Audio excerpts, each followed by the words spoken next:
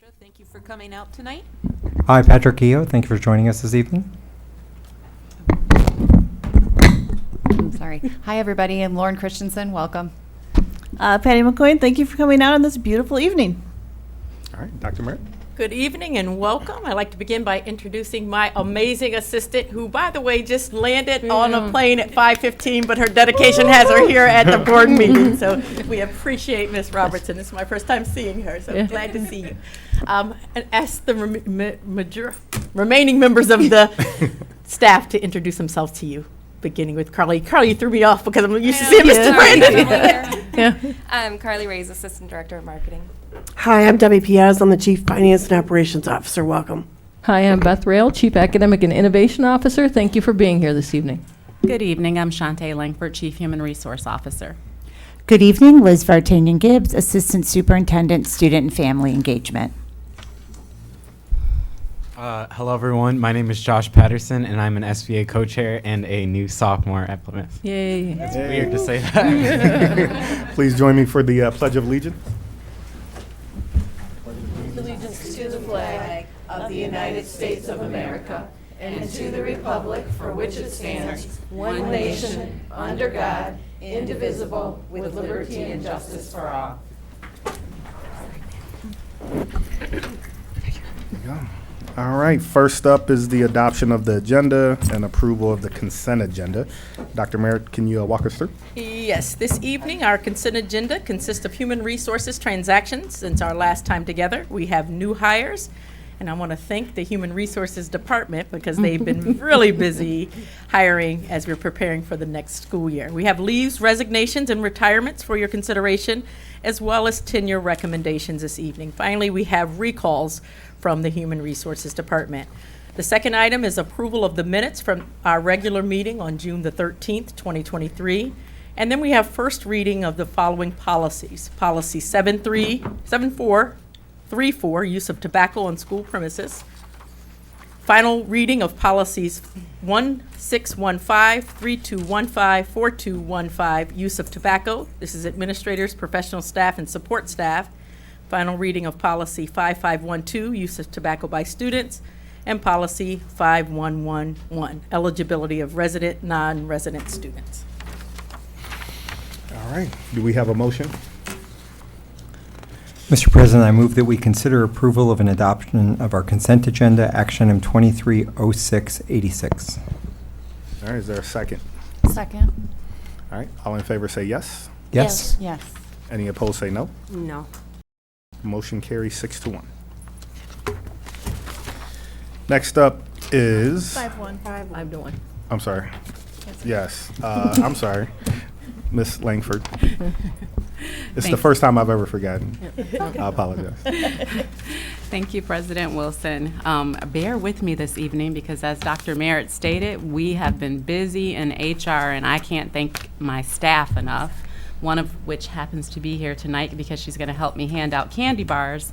But, man, have we been working. So I think we have 27 new hires this evening and 2 resignations. So if you are a new hire with us this evening, when I call your name, can you please stand and be recognized? And Jennifer's going to hand you our little special candy bar that we give all of our incoming staff. So welcome. So we will start with Rebecca Abate. She is an occupational therapist at Dotson and Gallimore. Not sure if she's here. All right. Nicole Beatty, physics at Plymouth. Pamela Boyer, speech pathologist at Erickson. Grace Brecky, elementary classroom teacher at Field. Michelle Bushy, resource room at Salem. Lisa Emil, elementary classroom at Field. Erica Garzinski, speech path at Dotson. Christy Calhoun, media specialist at Holsing. Devin Kelsey, math at Salem. Crystal McKelvey, occupational therapy at Barron and Holsing. Ainsley McNamara, speech pathologist at Plymouth and Canton. Amanda Nicolucci, occupational therapist at Allen. Katie Shepferman, elementary classroom at Hoban. Richard Schaefer, ASD coach at Discovery. Jonathan Song, math at Plymouth. Trent Thiessen, math at Canton. Kelly Tupper, elementary classroom at Bentley.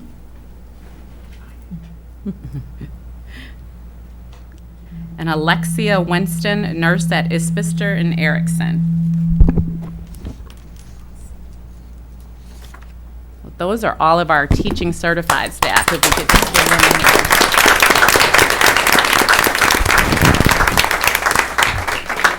Welcome to all of you, and we'll just go through some other staff that we're hiring here this evening, and I always say this to staff when we're done. If you don't want to stay at the whole board meeting, you're welcome to, but you may leave. So, all right. So first up, we have Executive Director of Elementary Education, Dr. Denise Lilly, who I know that we're all familiar with. She currently serves as our Director of DE&I and will now be our Elementary Director, Executive Director of Elementary. So congratulations to her. Oh, there's her mom. Denise is on vacation this week, so thank you so much for coming to represent her. All right, we have Mr. Gregory Anglin, who will be the principal at Plymouth High School. A lot of you may recognize Mr. Anglin as he served as assistant principal at Salem in the past, so glad to have you back. Nice. All right. I think this one may have been introduced last or 2 weeks ago in my absence, but I just want to do it. Kaylin Bullock, did we already get her? Yes. Sorry. Yes. All right. Sorry. All right. Moving on. Mr. Edward Latour, who is going to serve as our principal at Bentley Elementary.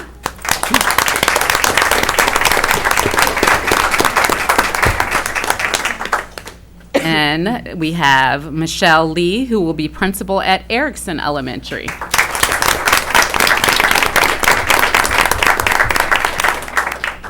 Last but not least, we have Mr. Patrick Calzone, who will be assistant principal at West Middle School. And many of you probably know Mr. Calzone as he serves currently as Dean of Students at Discovery. So congratulations to everyone. Nice.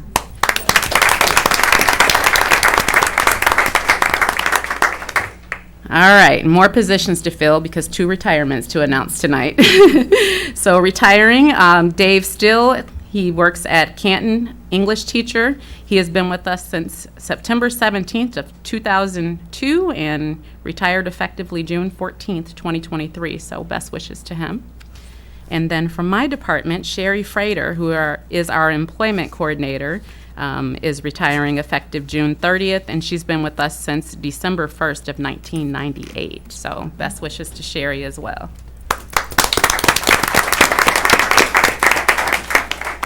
And I believe that concludes my report.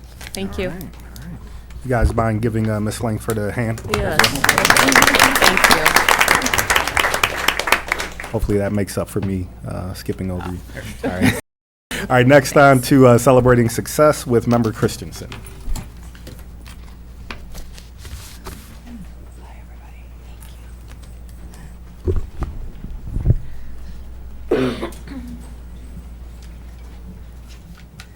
All right, we say this every time, but this is our favorite part of every board meeting, to celebrate our champions out here. So, celebrating success this evening, we'll honor a truly outstanding educator from Plymouth Canton Educational Park, Mr. Larry Price. Throughout his 16 years of teaching at P-CCS, Larry has mentored thousands of students both inside and outside the classroom. Alongside teaching history and geography, Larry was the faculty advisor for the Queer Youth Committee, formerly known as the Gay Straight Alliance. He created a safe space for students to gather and to connect. He allowed the students to be themselves freely, giving them space to run their own meetings and plan their own events, while always being there to lean on when they needed it. A former student committee member said that the combination of freedom to express ourselves while also knowing Mr. Price would always be there as a support system allowed us to create a community that we could not have had outside of the club. Larry also went out of his way to attend Plymouth Canton P-Flag meetings and Pride events, and has been such a vital part of so many students' lives. At this time, I would like to invite Lori Mayers and George Belvich, members of the Plymouth Canton P-Flag, to the podium to share more about the role that Larry has played in thousands of students' lives throughout his career at P-CCS.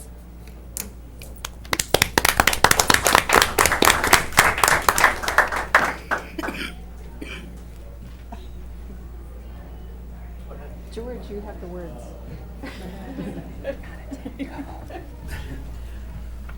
Well, as president of Plymouth Canton P-Flag, when we started 2014, one of the first people I knew that I had to get in touch with was the faculty advisor at the park.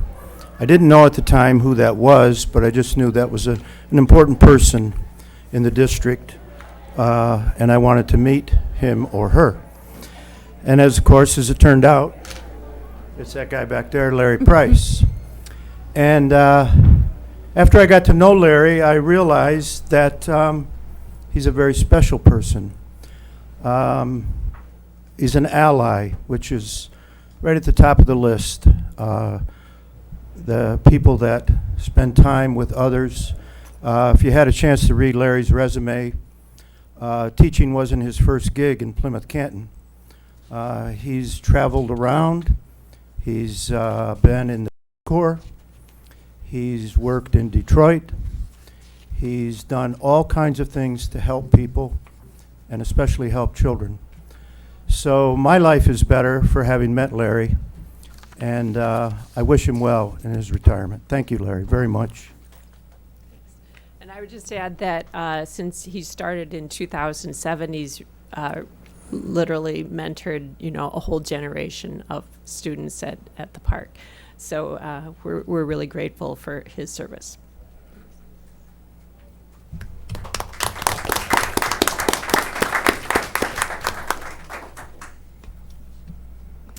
So on behalf of the Board of Education, I present Larry Price with the Mary Beth Carroll Extra Miler Award for consistently going the extra mile to educate, support, and mentor thousands of students of Plymouth Canton Community Schools throughout his career. Larry, will you come up and accept your award?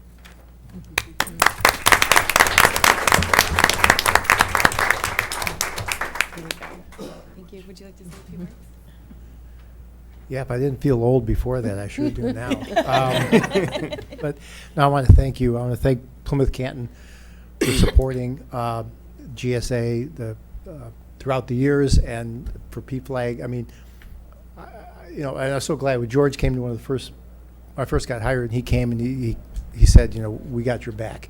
And I got that from all the administrators. I got it from the board. One board member's not here. I'd really like to thank, because she used to come to our meetings and that. But regardless if you were at meetings or not, I knew that we had the support of the school board, and I appreciate that. And I'll tell you what, I went to meetings where there were some schools were looking to start a GSA, and they didn't have it. And they were just so amazed at the support we did have. And this is 10, 15 years ago. So again, thank you. And I appreciate the kind words. And thank you again.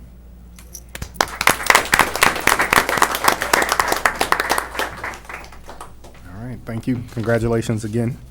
Before going on to board committees, want to circle back with Ms. Langford. So very sorry, and I understand that she's here this evening. I forgot a tenure. Delia Meza Cunningham, are you here this evening?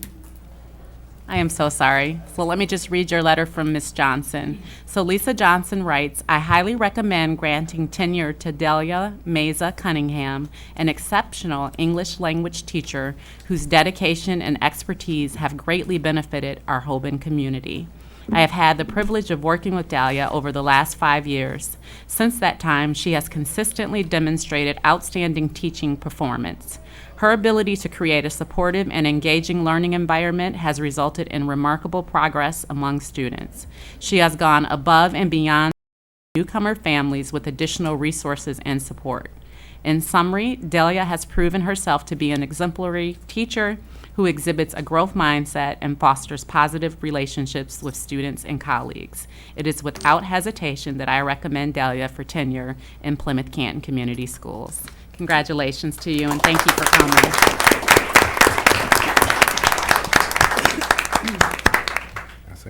Congratulations. All right, board committee reports and action. First up is the president's report. Just one item this evening. Ultimately, this is a time of year where the board appoints leadership positions. And the process will be, I'll do a couple things. One, I'll just read brief descriptions for each of those positions, which include president, vice president, secretary, and treasurer. And then we'll open it up. And if anyone has any intention of, throwing their hat in the ring, if you will, for any of those positions, we'll give you the floor to state so, and then also potentially why, whatever you'd like to say about that. And then ultimately, at our next board meeting, which is our annual business meeting, we'll then vote on each of the positions and elect those or appoint those new leadership positions. So the Board of Education is responsible for appointing leadership positions, including the board president, vice president, secretary, and treasurer. The board president is responsible for presiding over board meetings, setting the agenda, and ensuring that the board is fulfilling its responsibilities. The vice president's position supports the president and may assume the president's duty in their absence. The secretary is responsible for taking minutes during meetings and maintaining accurate records of board actions. And then the treasurer is responsible for overseeing the financial affairs of the school districts, including budgeting, accounting, and financial reporting. Before we go on, I'll open it up for anyone in the existing positions to add. That obviously that was a high level, but would any existing leadership person like to add more to their duties to make sure everyone has a full understanding?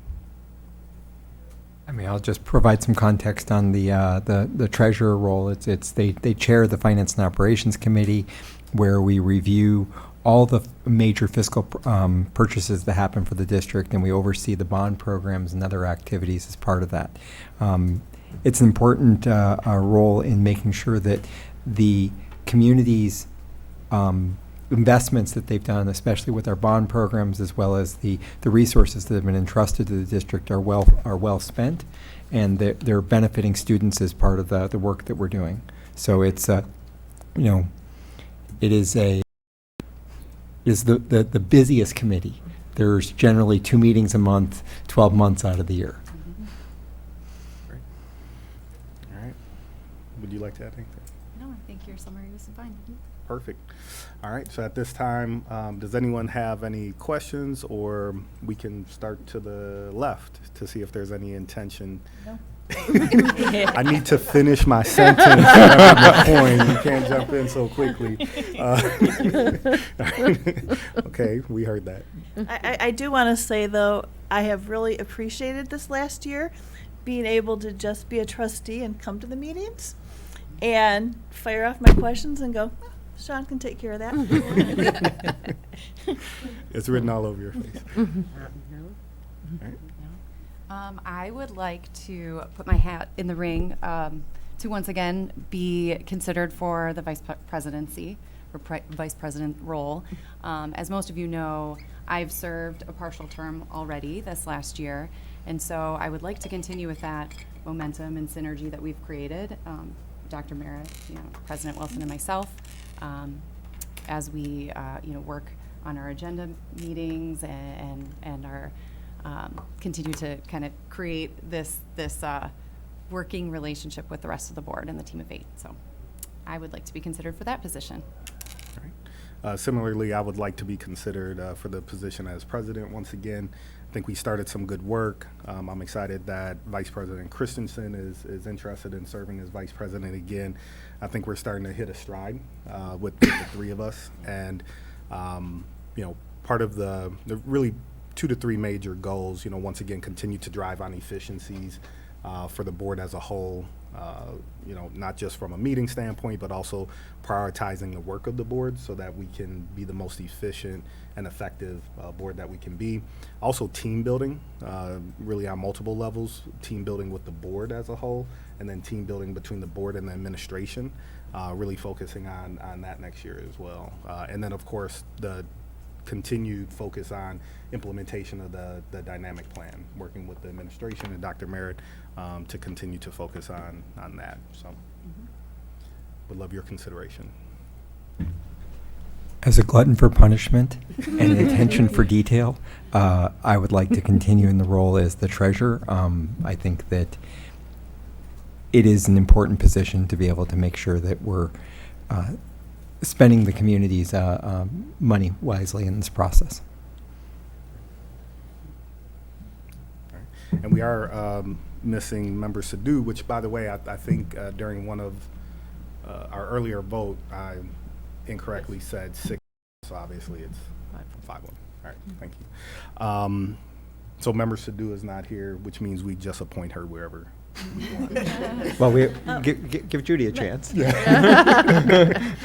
to do it. Yeah. What's that?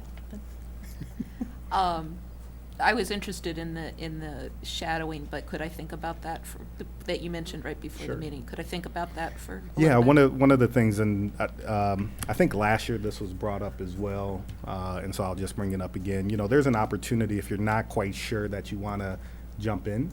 There's an opportunity to, ask one of the existing leadership positions if you can shadow them, right? And then that'll give you a different taste of, do you actually want to run F&O? Or do you want to be but it'll give you an idea of what it actually takes to run that position. So I'd only be on F&O if I can have Patrick's chair. that's right. That's right. That's right. Put your hat in the ring. Cage match. He said, please. All right. Don't claim Perfect. All right. So we have some offers on the table, if you will. It looks like no one threw their hat in the ring for secretary, but hopeful that Member Sadhu will do so. I'd heard she was interested in it. Yeah, there's a rumor out there. Did you hear that, or are you just saying that? You have to wish it to make it so. That's right. That's right. All right. Thank you, guys. So that concludes the president's report, and on to Student Performance and Achievement Committee. Who's filling in for Member Sadhu? I can do it if you'd like. So our last meeting, we actually went through the presentation that you're going to see tonight, which was, and I think we talked about this at the last board meeting too, but just as an update, we'll be talking tonight about the 98B goals report and spring annual data review. And then our next meeting is yet to be determined, because after the July meeting, when everybody seats in their positions and their subcommittees, then we will work together to set our next meeting, which will likely be in August. We've generally waited till a September meeting, but we've been having discussion about kind of moving that cadence up to a little bit and doing an August meeting as well, and just kind of doing the updates of summer programming and all of those things, which kicked off this week. So, Fantastic. Thank you. Next up, Policy Committee with Member McCoy. So we met tonight at 5:30, and we got through, well, partially. We started discussing the policy that is around staff technology and acceptable use and safety, because as everybody knows, AI and ChatGPT have really bubbled to the surface of things that we need to start addressing. So we had a lively discussion, and thank Mr. Salzer for coming to our meeting and trying to explain it to us. We did not, that's all we got done tonight, because we had a lot of questions. And we do not have future meeting dates scheduled because of the board officers. The president selects the chairs of the committees. So those schedules are set after that. right, thank you. F&O? So our F&O meeting was last Thursday, June 22nd, at 5 p.m. here in this room. We reviewed the upcoming 2020 bond projects that we'll be considering this fall, including the high school additions at Phase 3 and the new auditorium there, the band room, and other programs that are upcoming. We also reviewed some of the presentations that will be coming up this evening, including the KPI report for custodial. We reviewed the transportation report, which was provided in board notes, the financial statements for May 31st, the draft budget amendment, the final year fiscal budget amendment, which was up this evening as well as a fuel storage software or system update that will be on the agenda this evening. We will be having a upcoming meeting, but the date is yet to be determined based upon the positions that are there. Thank you, sir.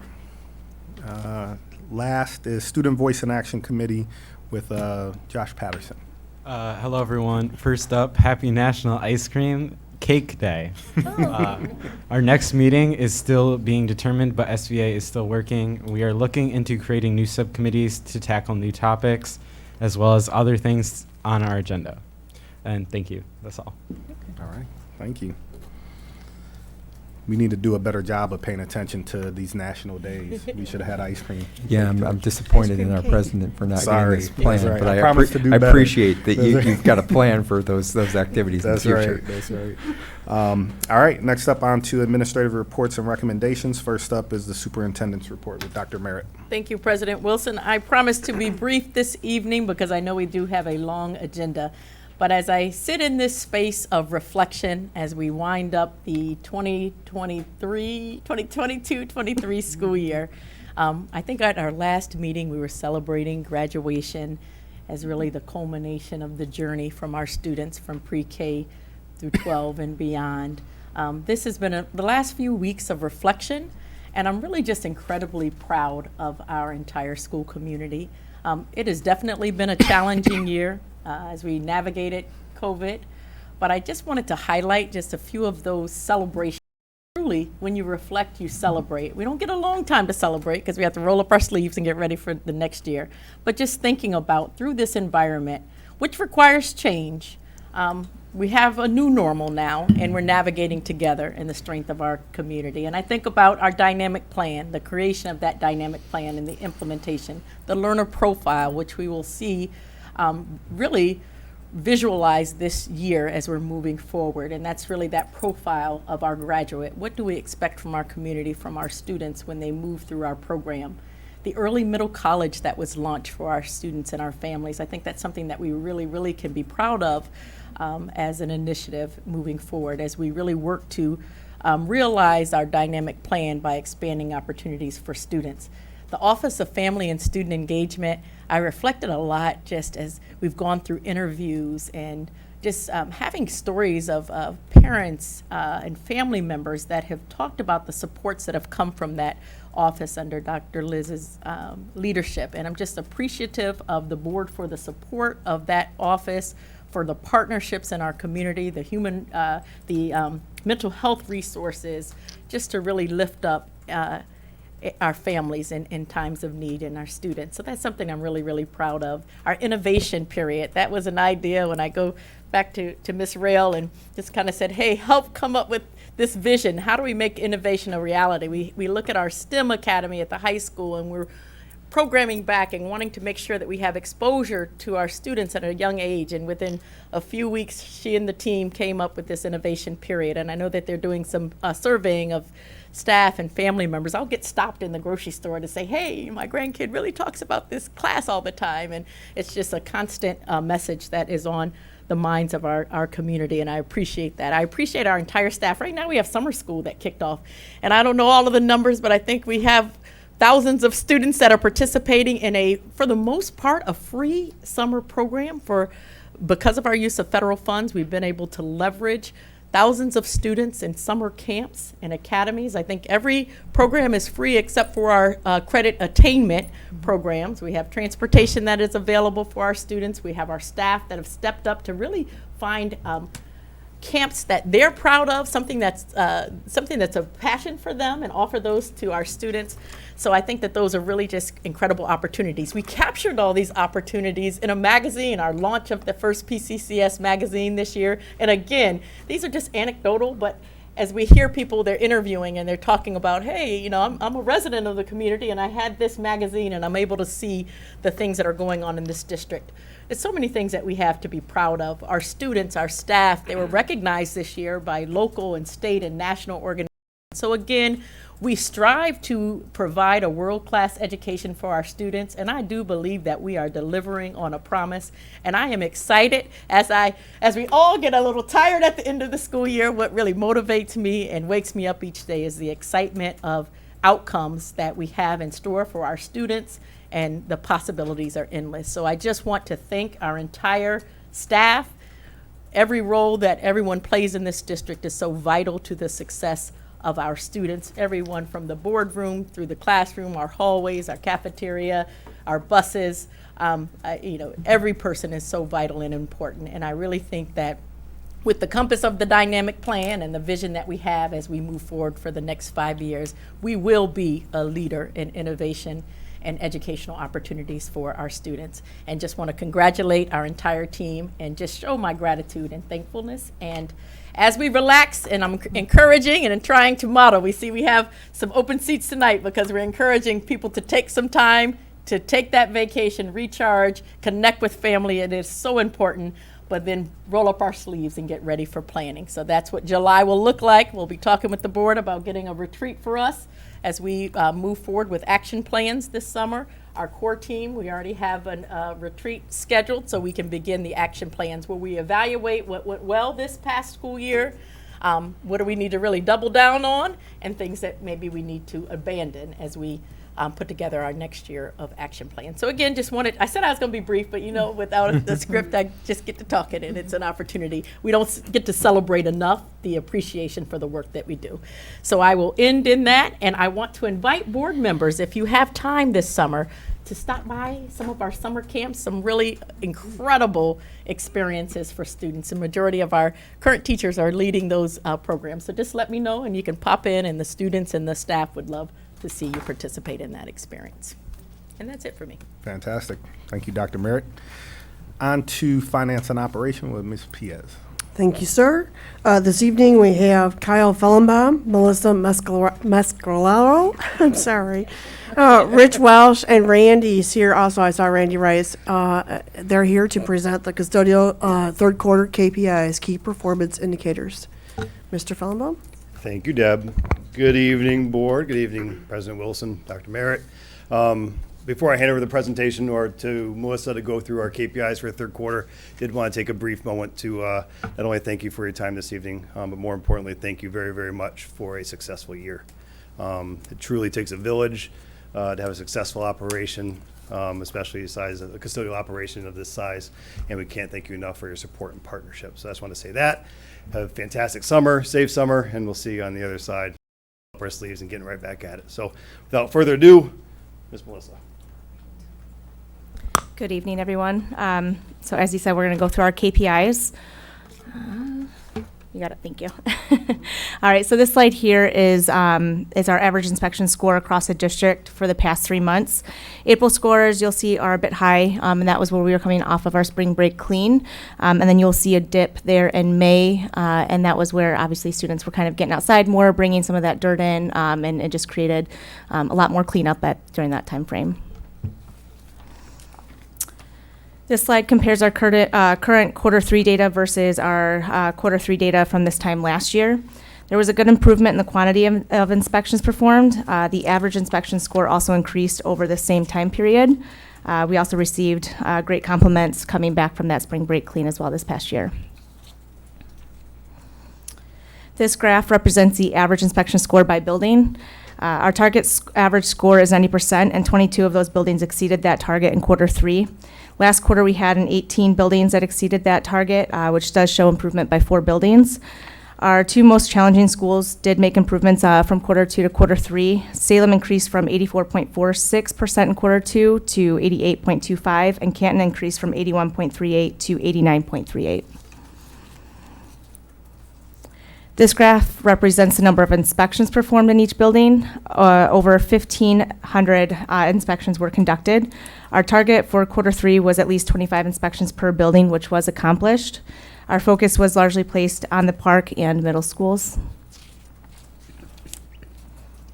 Here are the average inspection scores by area, with the highest scores listed at the top of the graph and the lowest at the bottom. Something to note of those worst areas, these areas are have very few scoring metrics, and what I mean by that is some of the lower ones you'll see is like the elevator. Those typically only have like 4 questions per inspection, whereas the classroom have closer to 20 and up, depending on the type of classroom it is. So some of those numbers you'll see are a little skewed due to the number of questions. Unfortunately, due to system changes within ABM over this past quarter, data for the top 10 deficient pie chart and the top 10 deficient items compared with average inspection score were unavailable for this presentation, but we do expect them to be available for the next KPI presentation. And pass it to Rich real quick. So with the missed tasks for our Google Doc sheet, Randy and I have continued to be in contact with building leaders and staff to see if there is a apathy towards the sheet. Both of us feel we do not believe that this is the case. We truly believe with a consistent staff that we've had over this year, scores have continued to get better and things have lessened to get missed. So. All right, and then here we are moving on to our staffing.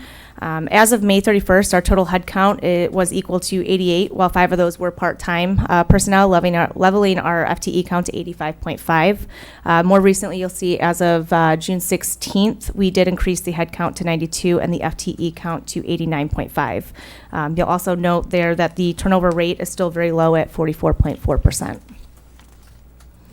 This next slide here, we added, we wanted to start kind of adding in some recognition from some of our staff.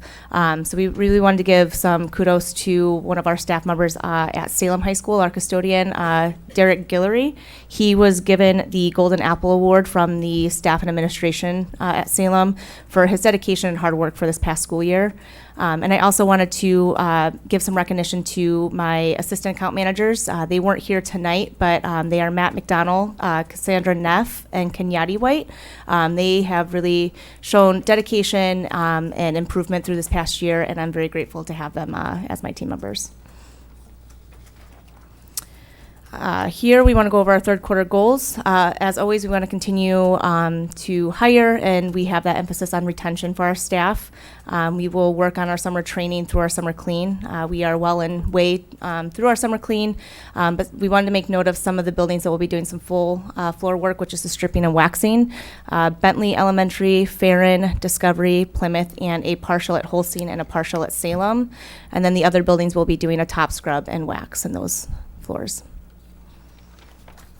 And then we did also want to note here that ABM has contributed $20,000 for scholarships at the Plymouth Canton High Schools to be divided equally between these students here. And going forward next year, we're kind of lumping in some different criteria with our scholarships. Next year, we're bringing a DEI piece. I've worked with Dr. Lilly and her team to bring some questions in to have the students ask. And we're making sure that the counselors are really pushing this out to make sure that everybody understands that this opportunity is out there. All right, and then I just want to open it for any questions or discussions at this time. Great. So we'll start with Mr. Patterson. No questions? No questions or comments. Thank you. Trying to Well, catch- other than I'm glad to see that the scores in those schools have increased. Thank you. All right. Member Wester. No questions, just thank you. Thank you for all of your hard work this year. I know it's been a journey. And also thank you for the scholarships. I got to attend the presentation of a couple of them, and we really appreciate it. I'd echo that conversation on the scholarships, and I'm pleased with the performance improvements that we've seen, especially at the staffing level. Still not quite where we need to be with the substitute positions that we need to have, but I think you've done a good job of keeping the staff here and having the right staff. I'm looking forward to being able to correlate this data with the insight surveys that we've done that we'll be seeing coming up in a future board meeting, because that's the real measure. How do our students and families and staff feel about the nature of clean in the buildings? Absolutely. Thank you. Vice President Christensen. No questions, thank you. Thank you. I had a question about the Google Docs, but you answered it in your presentation. But thank you for the improvements in the clean. It makes a big difference to the students and the staff in the buildings. And also, to echo the other members, having been to some of the presentations of the scholarships, the students are very excited about it. And I think once they see that, word gets around about that too. So thank you. Absolutely. No questions for me. Great presentation, great work, and thank you for supporting our students. Thank you so much. Thank you.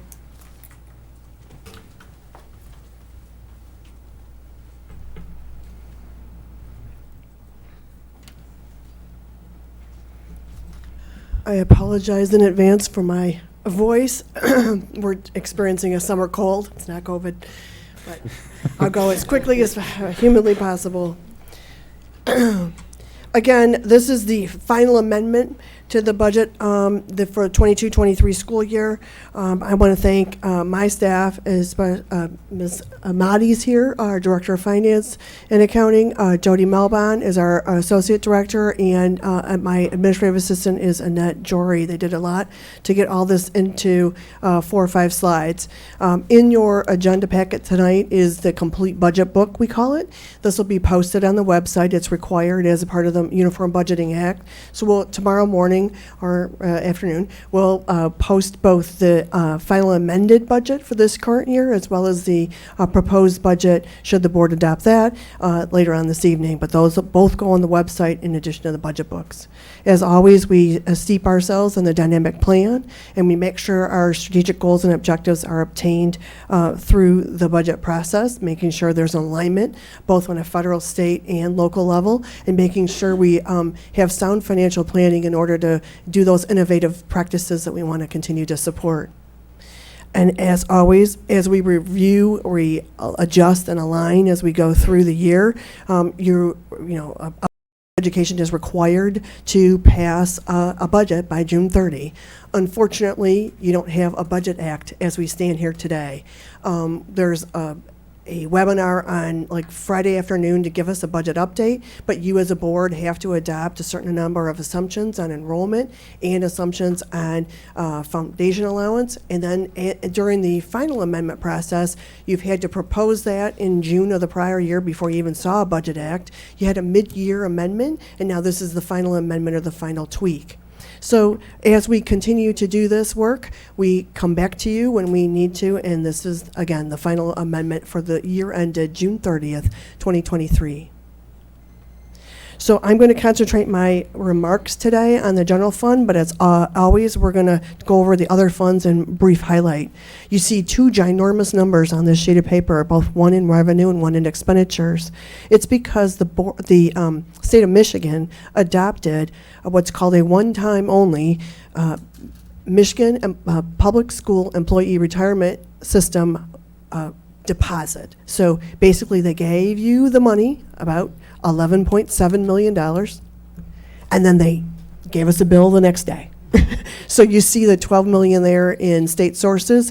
Part of that is special education, but it's also the majority is the $11.7 million that was given to us as MIPSR's one time only towards the state retirement system, and then the payment that is spread amongst the instructional categories thereof. So that's the largest change in the general fund budget here as we move to the final amendment. This is what it does to our fund equity. So our fund equity is projected to be about 17.5%, as is the Department of Treasury gives us an early warning number of 5%. The Board of Education has adopted a fund equity policy at 10%. Our auditors recommend somewhere between 15 and 20, and there we are at 17.5. Here's some of the other funds of the school district. I'll make some brief comments on those. Our capital projects funds are predominantly our different series of our bond issues. So our 2013 bond had 3 series, 13, 15, and 19. So we're spending those down. We have a bus purchase that's in a purchase order right now, but unfortunately, due to supply chain and other reasons, we're not going to get those buses till October. So we'll spend all those resources in the fall to support that bus purchase, in addition to a chiller or HVAC unit on the roof of Discovery. So those will be pretty much used up over the next fiscal year. And then the 2020 bonds, we're continuing to do the work. Now we're completing the work at EL2 schools, which are Smith, Miller, and Byrd. And then our 2021 bonds, we closed on those in May of 2023. And so you see that large influx of resources there to do the next series. Finally, the Capital Improvement Fund is listed there for a $500,000 increase if the board adopts the resolutions tonight in order to sell the property on 987 Mill Street, also called Lily. Then that is assumed to close tomorrow. Mr. Bidigari, our neighbor, is very anxious to close on that, so I've included it here in the amendment for the final budget amendment for the capital projects or capital improvement fund. The debt service fund is we'll call it the mortgage on the house. So once you build the house with the bond proceeds, then you have to pay that mortgage back to the bondholders. And so we're continuing to do that with those resources. And that's 4 mills across all properties in the district. Our internal service fund is a healthcare fund. We're self-funded for healthcare, and so that's a fund that maintains those resources in order to, we'll call it buy down the rate or insulate our employees from wild swings in premium costs. And our special revenue funds are all those that are at the bottom. We have an AI center program, that's the Autistic Center program, funded under Act 18. That's a county-wide special education millage.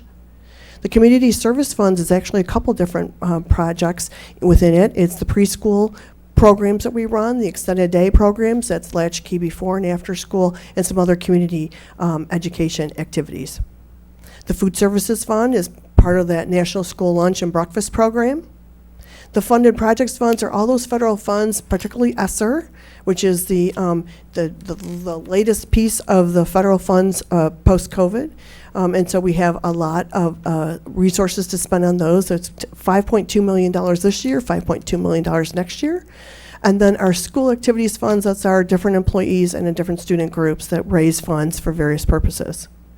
So those are all those, and I would be happy to take any questions that you might have on the final amendment for general fund or all funds.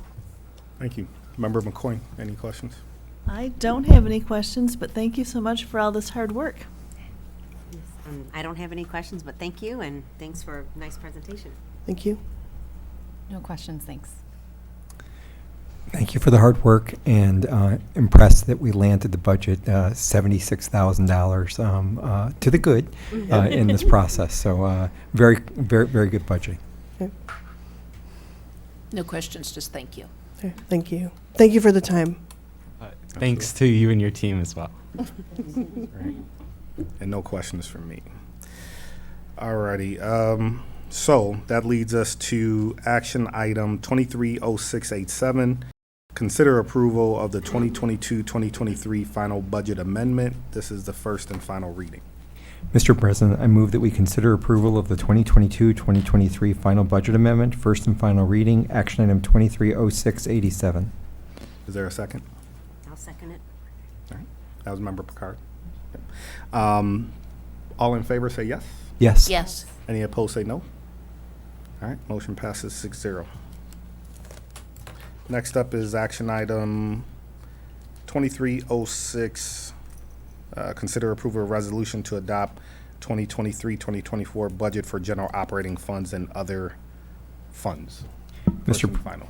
Mr. President, I move that we consider approval of a resolution to adopt the 2023-2024 budget for general operating funds and other funds. First and final reading, action item 230688. Is there a second? Second. All right, all in favor say yes. Yes. Yes. Any opposed say no. Passes 6-0. Action item 230689, consider approval of resolution for property sale agreement, Mill Street property, former operations building, and this is the final reading. Mr. President, I move that we consider approval of a resolution for a property sale agreement, Mill Street property, former operations building, final reading, action item 230689. Is there a second? I'll second it. All right, all in favor say yes. Yes. Yes. Any opposed say no. All right, passes 6-0. Next up, action item 230690. Consider approval of a resolution for a property sale agreement, Tanger Center property, 5 Mile Road. Final reading. Mr. President, I move that we consider approval of a resolution for a property sale agreement, Tanger Center property, 5 Mile Road, action item 230690, final reading. All in favor? I'm sorry, second? Second. All right, all in favor say yes. Yes. Yes. Any opposed say no. Passes 6-0. Next up, action item 230691. Consider approval of resolution for the purchase of 20 double French horns. This is the final reading as well. Mr. President, I move that we consider approval of a resolution for the purchase of 20 double French horns, final reading, action item 230691. Is there a second? Second. All in favor say yes. Yes. Yes. Any opposed say no. Passes 6-0. Next up, action item 230692. Consider approval of a resolution for safety and security recommended purchases, section 97 funds. This is the final reading. Mr. President, I move that we consider approval of a resolution for safety and security recommended purchases using section 97 funds, final reading, action item 230692. Is there a second? Second. All in favor say yes. Yes. Yes. Any opposed say no. Passes 6. Next up, action item 230693. Consider approval of resolution for 3 electronic exterior building signs for Isbister, Pioneer, and Starkweather. Final reading. Mr. President, I move that we consider approval of a resolution for 3 electronic exterior building signs for Isbister, Pioneer, and Starkweather, final reading, action item 230693. Is there a second? I'll second it. All in favor say yes. Yes. Yes. Any opposed say no. Passes 6-0.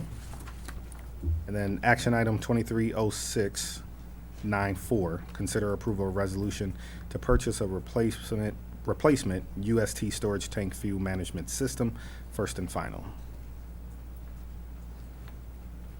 Okay, I'll cover it. We talked about this at the F&O meeting. This is the fuel management system that we have for our fuel station that's at the transportation building. This is what we use to fuel all of our buses. It's also used by the township and by the city public offices there to fuel their vehicles. This fuel management system is necessary to make sure that we're monitoring the fuel that goes in and out of those processes, and it is more than, I think, 35 years old, and it has been inoperable and unrepairable. So we scoured eBay, we looked at other options to try to find parts and materials to be able to replace this, and they're not available. It is a requirement by the state for us to have a fuel management system in place, and so if we don't have this and don't get this fixed, we're not compliant, and we could not deliver fuel for our vehicles or for any of those in the municipalities that we support. This is a 3-year purchase where we've looked at the different options that were available as part of this process, and the vendor that we're choosing is not only the cheapest vendor, but also includes installation in the price of the purchase. We're bringing it forward as a first and final in order to make sure that we get this in as quickly as possible so that we can stay in compliance with the regulations. Understood. Are there any questions? Do you have a time frame on when they could get this done? I think it's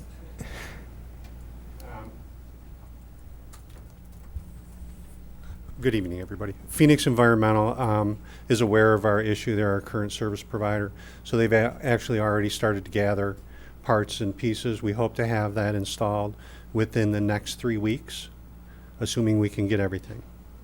assuming it's approved. But right now, it's not impeding the district from So fueling the buses? we are on the honor system. When Okay. when a police officer withdraws gas, they write it down on a clipboard so that we can properly bill the various entities. We also have to shut down operation of the tank for 24-hour periods, to do manual sticking to make sure that we're not leaking. So it is not impeding, but it's not an efficient way to. We need to have it done quickly. Good questions, though. Yeah, great questions. Any other questions? All right, is there a motion?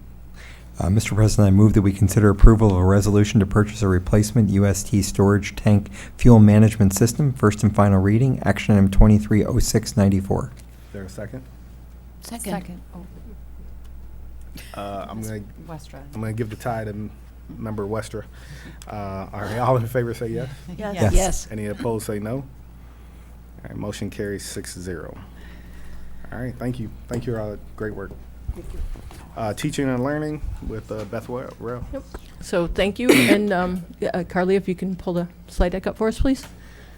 So we're here tonight to talk to you about the end of year 98B goals reporting assessment spring data report. I'm Beth Rail, Chief Academic and Innovation Officer. I'm going to, in advance, introduce the members of the team who are going to be stepping up and talking about various parts of our work tonight. Jonathan Flukes, Director of Data Assessment, Research and Evaluation. Maureen Malloy, Director of Elementary Education. Anthony Ruella, Executive Director of Middle Schools and K-12 Student Support Systems. Hal Hurd, Director of High School Education. Dr. Deirdre Brady, Director of Curriculum Instruction and Professional Development. What we're going to do tonight is provide an end-of-the-year update on our benchmark assessment goals, provide an overview of additional data sets that you're going to see in what's called the comprehensive needs assessments, both of which are linked to this document, both of which were provided to the board in advance and publicly put on the board agenda because they are very comprehensive data documents.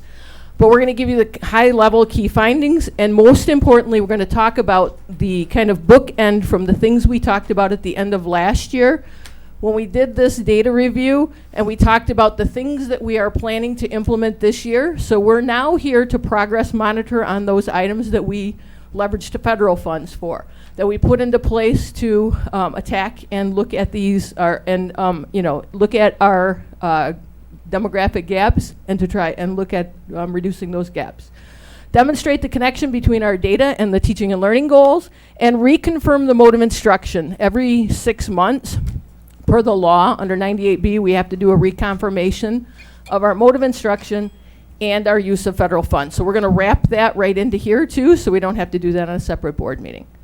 Just a reminder of our dynamic plan goals. As we're talking tonight, they'll hit all 5 of the dynamic goals from our P-CCS dynamic plan. Primarily the 2 strategic objectives from teaching and learning, the first of which is teaching and learning 1, ensuring that we're meeting our students are meeting or exceeding a level of proficiency or higher. We are eliminating gaps in achievement and between demographics, gaps in achievement and performance, and then looking at our multi-tiered system of support. So you're going to hear about academic, behavioral, and social emotional findings tonight.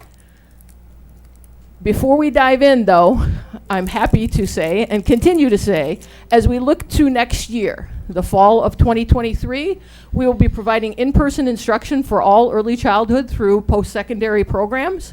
We'll also be providing the P-CCS Virtual Academy option for students in grades 2 through 12. And just as a reminder, this is a look back, but we have to do it every 6 months, about some of the use that we had of this past round of federal funds.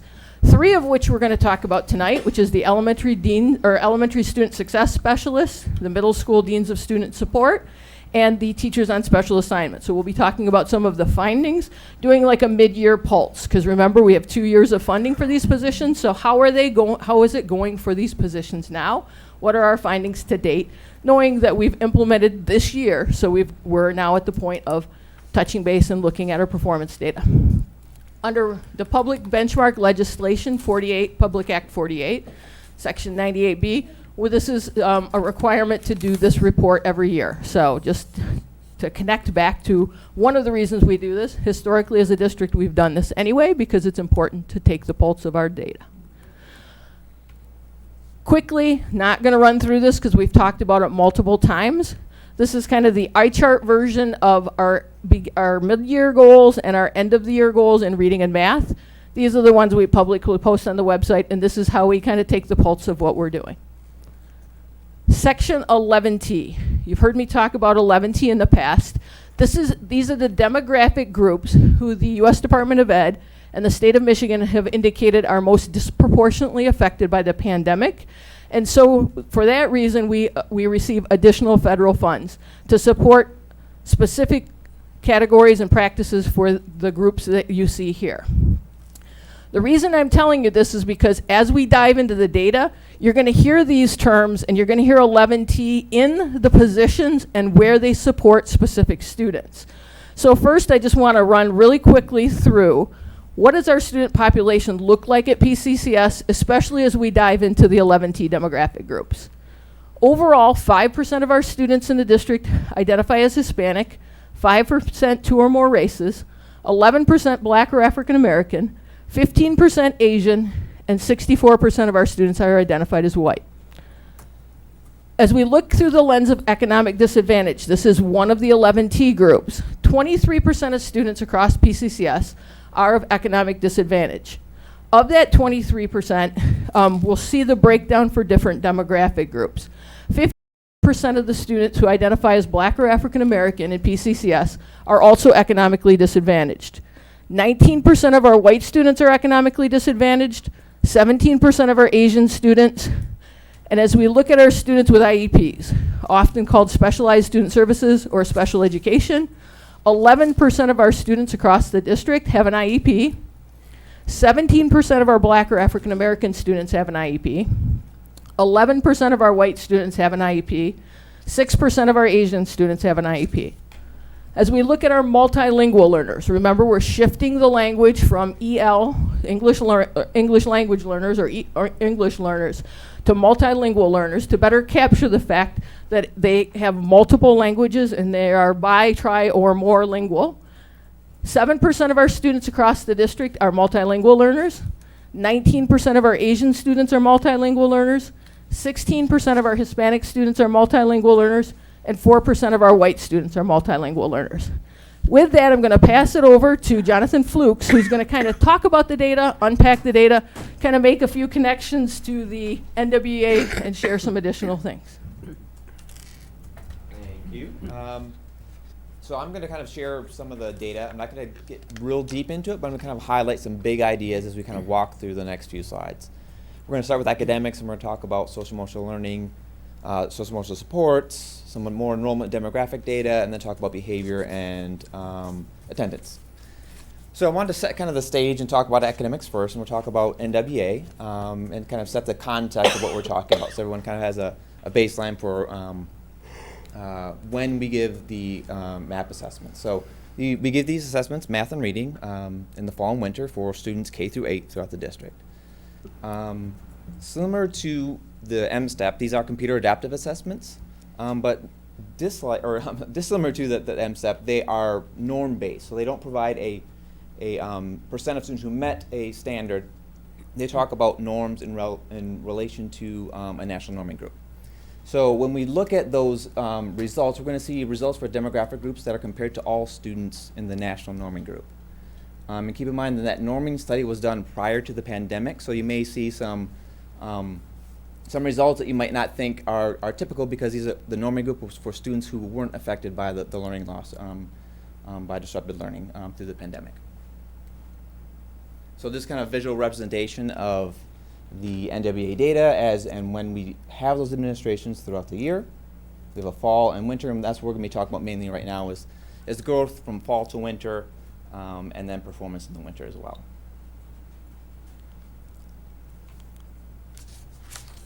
And just a little review of the metrics used to talk about the NWA data. We're really talking about what is typical in terms of what is consistent with normative expectations. So when we look at achievement, we're looking at percentile rank. And to sum that up at a group level, we're looking at an average percentile rank. For context, you can say that a student scoring at the 50th percentile is performing as well or better than about 50% of the students in the norming group. And when we talk about growth, we're talking about percent of students meeting or exceeding the norms. For context, you can think about 50% of students typically meet or exceed their norms based on their projected growth. So again, these are both normative ways to look at our data going forward.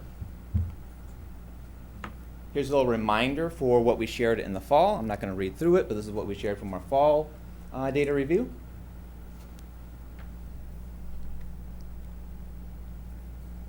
Now I'm going to kind of highlight just some big ideas from these slides. I'm not going to read through every single bullet point, but I did want to refresh your memory about also an NWA study that we shared in the fall about the expectations for how and when students will kind of start to rebound from the pandemic. And so in general, it's going to take a little bit longer for students of the younger grades to rebound from that learning loss. And we kind of see some of that data here in our results from the fall to winter data. A little bit of slight decline in achievement in grades K through 2, but we're seeing some rebound in our growth area for that same grade group. As we move to 3 through 5, achievement mostly stabilizing from some previous years. The growth is still lagging a little bit, and it's still struggling to get back, but we're seeing some stability, but it's a little bit of a decline from 2021. But we're seeing a lot of the groups are still ranging and landing in that average to above average area when you look at how they compare to the national norms. Our upper grade levels, though, are mimicking that NWA study that I talked about, and that they're really starting to kind of rebound from the pandemic, and we're seeing some increased achievement as well as some steady increases in growth from the fall to winter compared to previous years.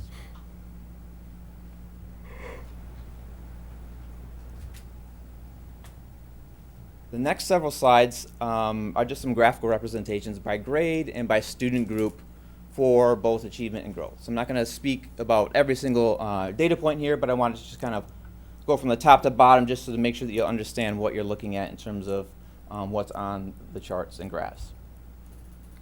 So these are results by grade for the winter achievement. And again, as a reminder, this is average percentile rank.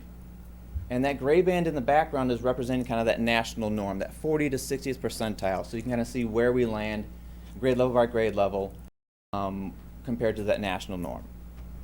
And our reading and math are highlighted by blue and green. And so we're going to now move to student group. Same data, achievement, but now it's by different student groups. And as a reminder, remember those national norms, we're comparing all student groups to that national norm of all students in the nation. So you can see how that can affect some of our more traditionally underperforming student groups. Again, that national norm range there is kind of in the background in gray.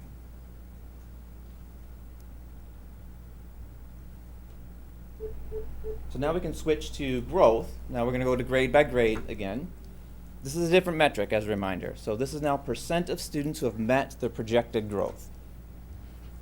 The gray band here represents between 40 and 60%, kind of that national middle ground.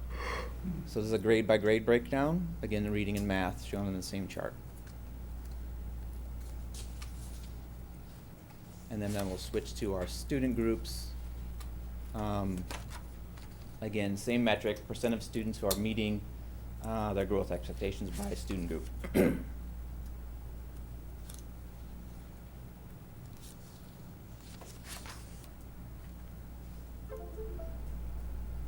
If I could have, I would put a giant TBD on this slide, but it probably wouldn't have worked. But so we want to say, so grades and credit attainment, those are still kind of in process of being collected and certified. So when we get those, we'll share those in all of the necessary areas. But those are to be determined at that point. So we'll switch to social emotional learning and some of the surveys that students and staff take in the district. And I want to refresh your memory about those 6 key areas that we're measuring in those survey topics because of their important relationship to what we know about how they impact student learning and their relative, the relation to some of the competencies that are both part of the MDE framework and part of our K-12 lessons here in the district.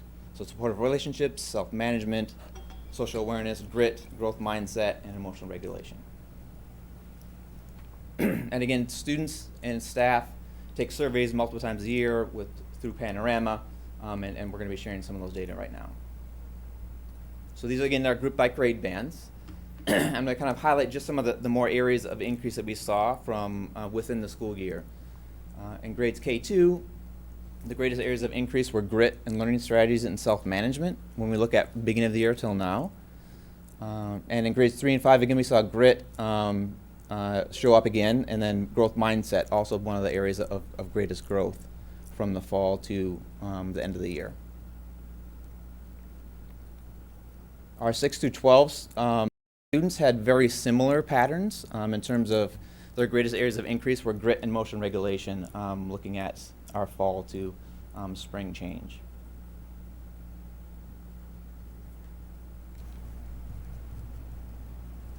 In addition to the social and emotional learning competencies, we also look at and ask students about their social and emotional supports. And these are the three big areas that we ask students about: teacher-student relationships, sense of belonging, and then diversity and inclusion. And that's grades 6 through 12 only.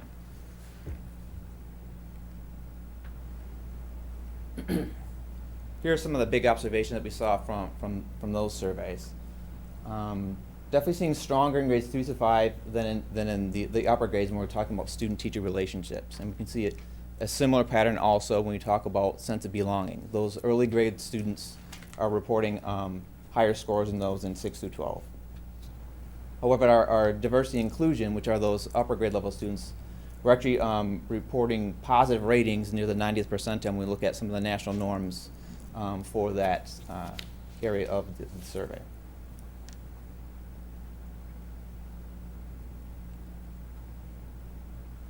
Now I'm going to get into a little bit of some of the demographic changes over time, and we're going to compare 5 years ago to today, so kind of like before pandemic to after. In general, we have seen, as you know, enrollment decrease, about 1,100 fewer students than we had in 18-19. However, we have seen some demographic changes. So we've kind of highlighted some of the changes that have happened over that 5-year span in terms of which ones have increased in terms of proportion of our population versus those that have decreased over that same amount of time.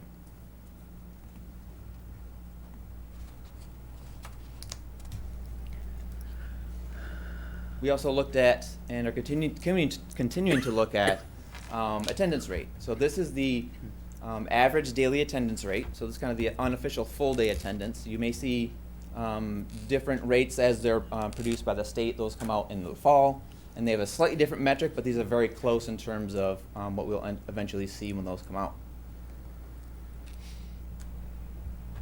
So we are seeing attendance kind of trend back toward pre-pandemic levels. So again, we're kind of looking back to 18-19 as kind of an anchor point and seeing kind of how it's changed since then. So we have seen a little bit of an increase in our daily average attendance rate for all students. However, we are still seeing that there is some disproportionate attendance rates for, as Beth mentioned, some of our 11T student groups. And you'll see kind of like through the academic, through the social emotional learning, through the attendance behavior that we're noticing, you know, some bright spots, some positive things, but also some things that we need to continue to work on. And so we're continuing deeper to kind of figure out why those things are happening and align those to the work that we're doing in relation to the strategic goals. So this is one of those ones that, you know, we have to point out that we're continuing to dig in and find. And my colleagues will talk about some of the work that the roles are doing related to these things we're seeing in the data, as well as Beth's going to talk about our next steps as a result of some of these numbers. And finally, rounding out with behavior. So again, that's one that we're seeing an increase compared to even pre-pandemic levels, about 142 more suspensions than last year. But we are seeing some good news in terms of disproportionality for Black or African American students. That was one of our student groups that was showing elevated levels than we would expect based on how many students we have in the population here in the district. But we did see a decline compared to last year in terms of the proportion of students who are Black or African American that are being suspended. So still disproportionate, but we're seeing a good trend now compared to last year.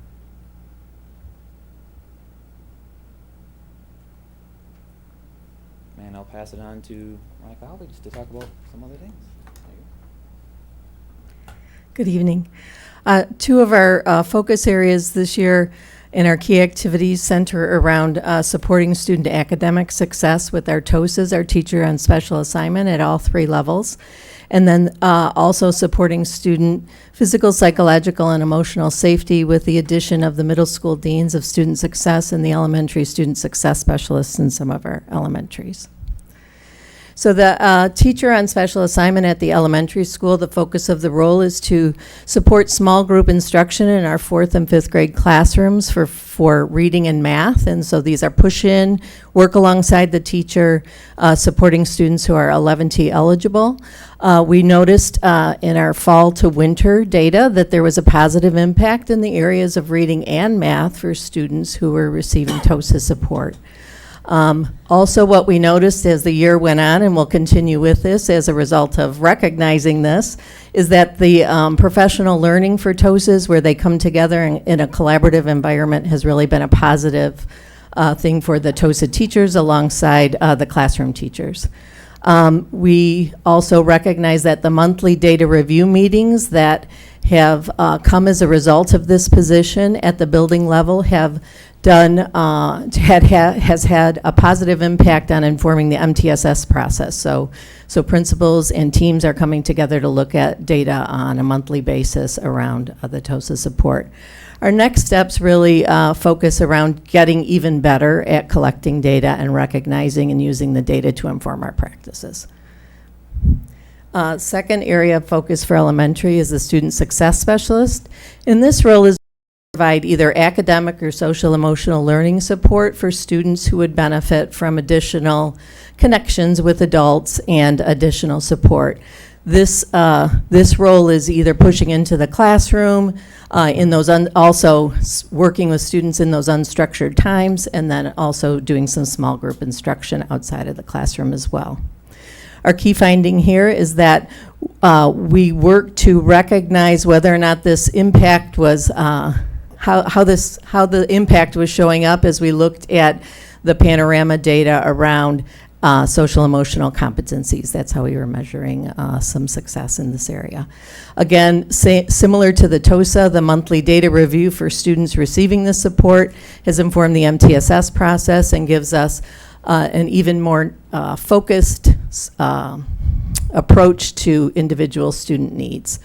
Our next steps, again, similar to the TOSAs, to refine that data collection, making sure that we're looking at the NWA data with respect to the students that the student success specialists are supporting, and also reviewing the climate and culture survey data to inform our opportunities for these positions. Now I'll hand it over to Anthony for middle school. There you go. The middle school teachers on special assignment are assigned a caseload of 11T eligible students who have been identified as needing significant support in either math or language arts. The teachers support student growth by pushing into classrooms during core instruction, as well as by providing additional one-on-one and small group instruction outside of class. Review of NWEA growth scores and student course grades demonstrate this intervention as having a positive effect on students. We also asked students how helpful they believed having a TOSA in their class was, and the responses were overwhelmingly positive.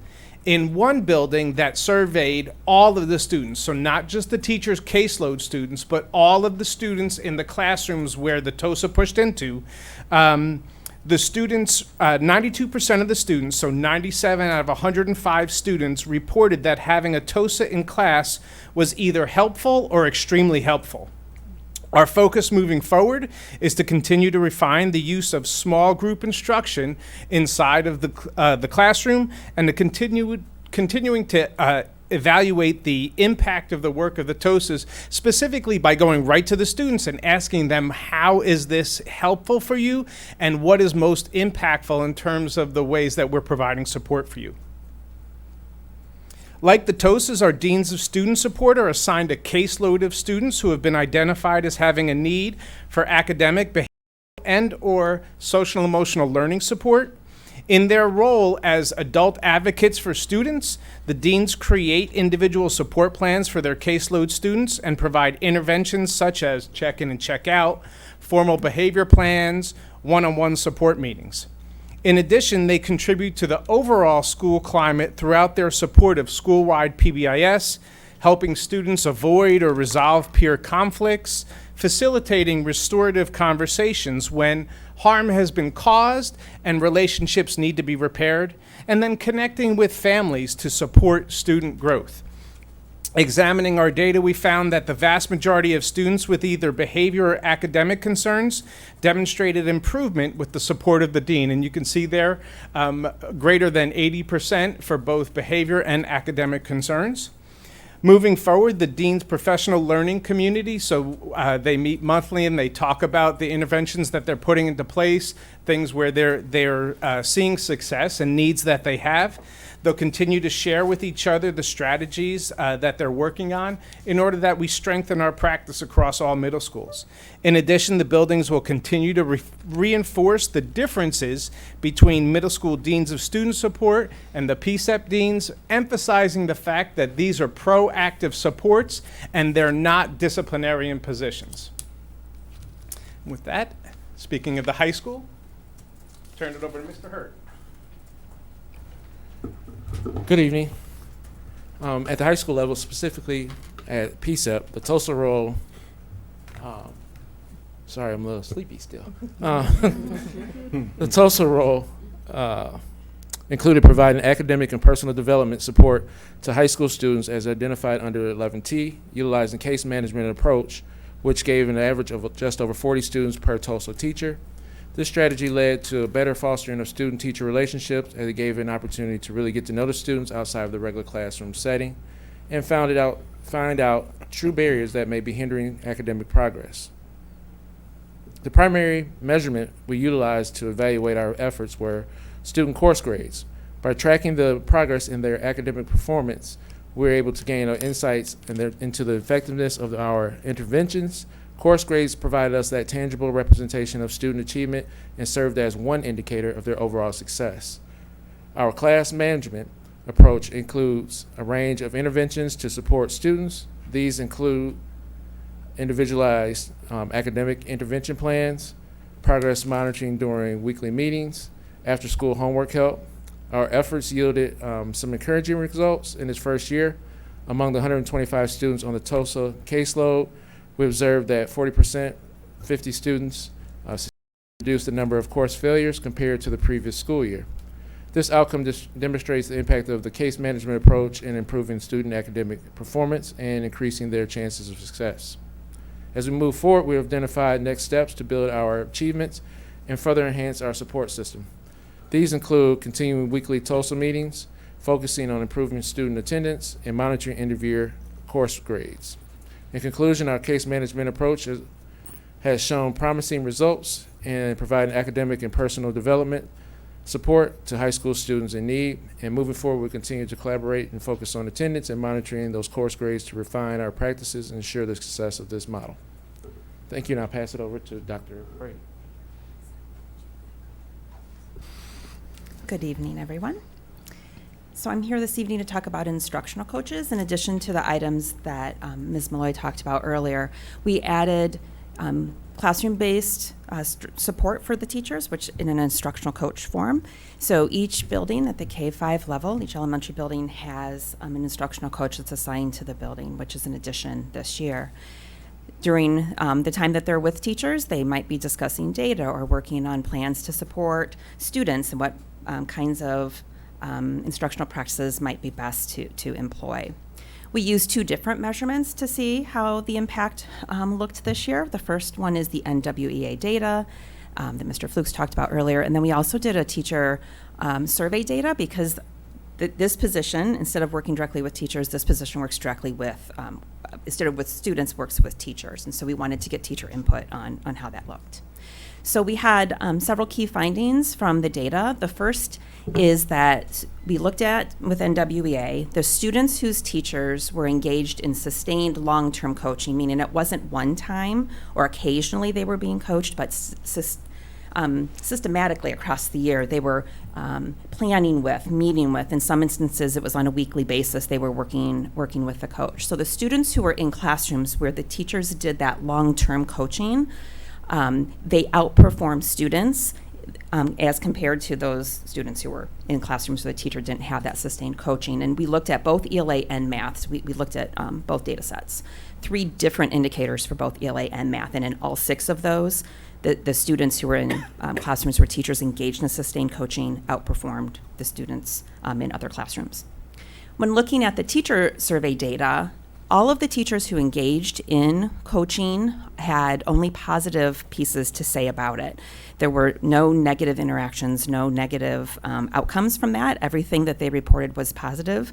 There's a quote up there, I'm not going to read that to you, but we had lots of instances about how that coaching interaction changed how they were doing inside of their classroom. So next steps, as I think the board knows, we have district level coaches, and we also have these elementary building coaches, so I would hope that that continues. It's been impactful for instructional practices, which obviously supports students and their growth. And then also review the need for additional building-based coaches. This is something that is uniquely at the elementary level, 1 person per building. It's different at the elementary than at the other levels, and so exploring other options, building-based instructional coaches. And I'm going to send it back to Ms. Rail. If you'll just flip the slide. Sure. I'm going to finish the last piece right at my table, just for element of time. I just want to talk about some additional next steps as we look into the next school year. So I'm going to talk through the 3 lenses: attendance and behavior, social emotional competencies, and academics. And I'm just going to read through a few things because I want to make sure I'm not missing anything, but I want to highlight a few things. This is not an all-inclusive list, but a number of things that we'll be implementing as we move forward to continue to build upon the work that's been done. We are doing comprehensive changes to the K-12 student handbook and the code of conduct to remove subjectivity in language that has potentially led to some of the disproportionate outcomes in discipline. We are providing additional training throughout the summer for our administrators during the retreat on discipline strategies using an equitable, inclusive, culturally responsive approach. We're reviewing board policies and administrative guidelines as a teaching and learning team in collaboration with human resources to recommend any updates to those policies. We are implementing a high school success room in the fall. The name may change a little bit, but this will provide an alternative to suspension for our students so that rather than excluding them from school, we are supporting them inside school. We're reviewing the need for attendance support through the, and this is a working title, addition of attendance success specialists. So instead of looking at a punitive lens through attendance, how do we remove barriers for attendance for those students who are having difficulty coming to school? We are looking through social emotional competencies, the collaboration with the Department of Student and Family Engagement related to additional mental health supports and wraparound services for our students. We're doing a comprehensive review and updating of all of our K-12 SEL, social emotional competencies, learning curriculum and programs throughout the district. Through the lens of academics, we are expanding our GSRP programming. So currently we have 6 classrooms. We're expanding to a 7th next year for 4-year-olds, and we're awaiting information from RISA if we are approved for another additional classroom. This would be for 3-year-olds. Those are our preschool programs.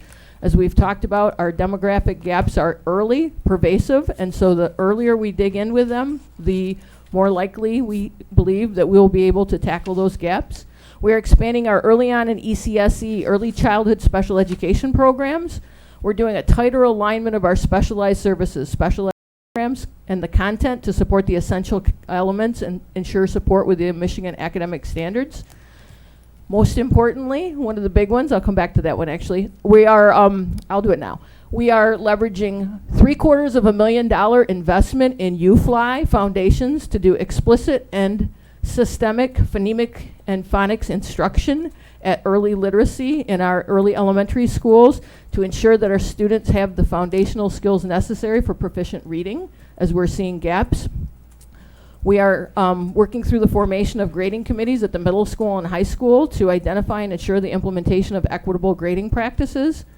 We're doing some minor revisions in multilingual learner programming at the high school based on identified student needs and ensuring alignment with the updated WIDA ELD standards. And last but not least, we are continuing our work as a team that we talked about in our study session a couple months ago with the board around our Black or African American Student Achievement Action Committee and work groups to ensure that we're continuing our work to eradicate all demographic gaps between students. So we'll pause there and answer any questions that you might have for us as a team. All right. Thank you. I'm going to start with trustee or treasurer Kehoe. Okay, thank you. Ms. Rail, thank you for that comprehensive list. I wondered if you could give us that list in board notes, because I it certainly was, will. Yep. there was a lot of great stuff there, and I We had will a do hard that. time. Yep, we will follow up in board notes with all of that, for sure. So my first question was really around the TOSAs at the elementaries level. How many students are we serving in that process? I saw the numbers for middle school and for high school, but it wasn't clear at the elementary level. Pop up to the mic, Mary. We can talk together. Yep. I don't have that tonight, but we'll get it to you. Okay, Yeah. is there an approximate number? Is it? So they push into classes and do small group support within all 4th and 5th grade classes. So what we'll have to do is look at how it works a little different at the elementary, because as the elementary are doing small group work within the workshop model, the TOSA rolls in and works with a center, if you think about old school kind of language, center or a small group of TOSA student or of 11T eligible students. So the answer is most of the eligible, if not all of the eligible 11T 4th and 5th grade students get that support because it pushes into the classroom versus a caseload approach like you saw at the middle school and high school. That makes more sense. And it's the one area that gives me pause in the data. When I look at the growth data for 4th grade, it's the one that is definitely below. 4th grade growth data is not where it needs to be in the process, and it just didn't make sense to me with the additional investment that we're doing. We're seeing that huge drop off in 4th grade. These are the same students that, I wonder if there's some context around that. Well, I think what we can talk about is that is fall to winter data, so it's a very small window, and it was a new process. We were figuring out who was going where and who was getting the support at the beginning, so it's a very small window. Our preliminary data that Mr. Flukes and I have been looking at is looking at students who have received TOSA support compared with students who have not received TOSA support, and the preliminary data shows that it is having a positive impact, and we'll get that specific to you soon. Okay, perfect. And that actually brings up very much my next question. Can we pause for a minute? Yep. Because I want to go back to that one too. If you do the trajectory backward of our 4th grade students, though, those are also the students that were in 1st grade when the pandemic hit. That's what I was And wondering. 1st grade is one of the most important grades for early literacy and the concepts of print. So remember, in the 1920 school year, when they were in 1st grade, those students had a disrupted year of schooling. So we're continuing to dig in. That's not an excuse. That's just an understanding of where they are and where we continue to push to really support and raise that ceiling for them. And that context is helpful.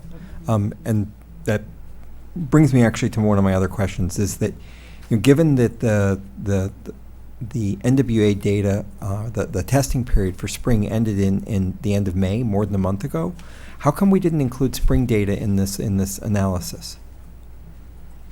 So, do you want to go ahead with that? And I saw the slide that spoke about grades, but Yeah, so, K-8 was what we have. Everyone K-8, we have common fall to winter. We have the K-2 data for just the fall to spring. That's in the goals report right now in the background. Okay. But because it wasn't like a common one we had across all grade levels that take MJ, we didn't include it in this one. But we have that data, and when it's done, it's compiled. Okay. And the patterns look very similar to some of our other grade levels in terms of. So as a reminder to me, the other board members and the community, can you explain what the difference is between the fall, the winter, and the spring NWA assessments? It's really a good slide. Yep. Is it the slide with the timeline? Slide Kind of shows. I see. And when I we do missed that. it. I missed it was K2 only. Okay, I missed that piece. Okay, And the reason thank you. why is because those students it's the M-step time for the non-K2 students. So we didn't want to double whammy them with tests in the spring with NWA. No, that makes sense. Several years ago, P-CCS decided to kind of lop off that 3rd window of the NWA because of testing season Over-testing, for yes. all the rest of the Okay. students. Thank you. This is the slide that speaks to that. Okay, thanks. And I have one other question, but I'll get it next time around. Me next. Yes. So, first of all, this is like the 3rd or time I've been through this. The presentation, either with the group giving it to me or myself, And you guys are to be commended because I don't think I could have shared all that information in 30 minutes. It's a lot.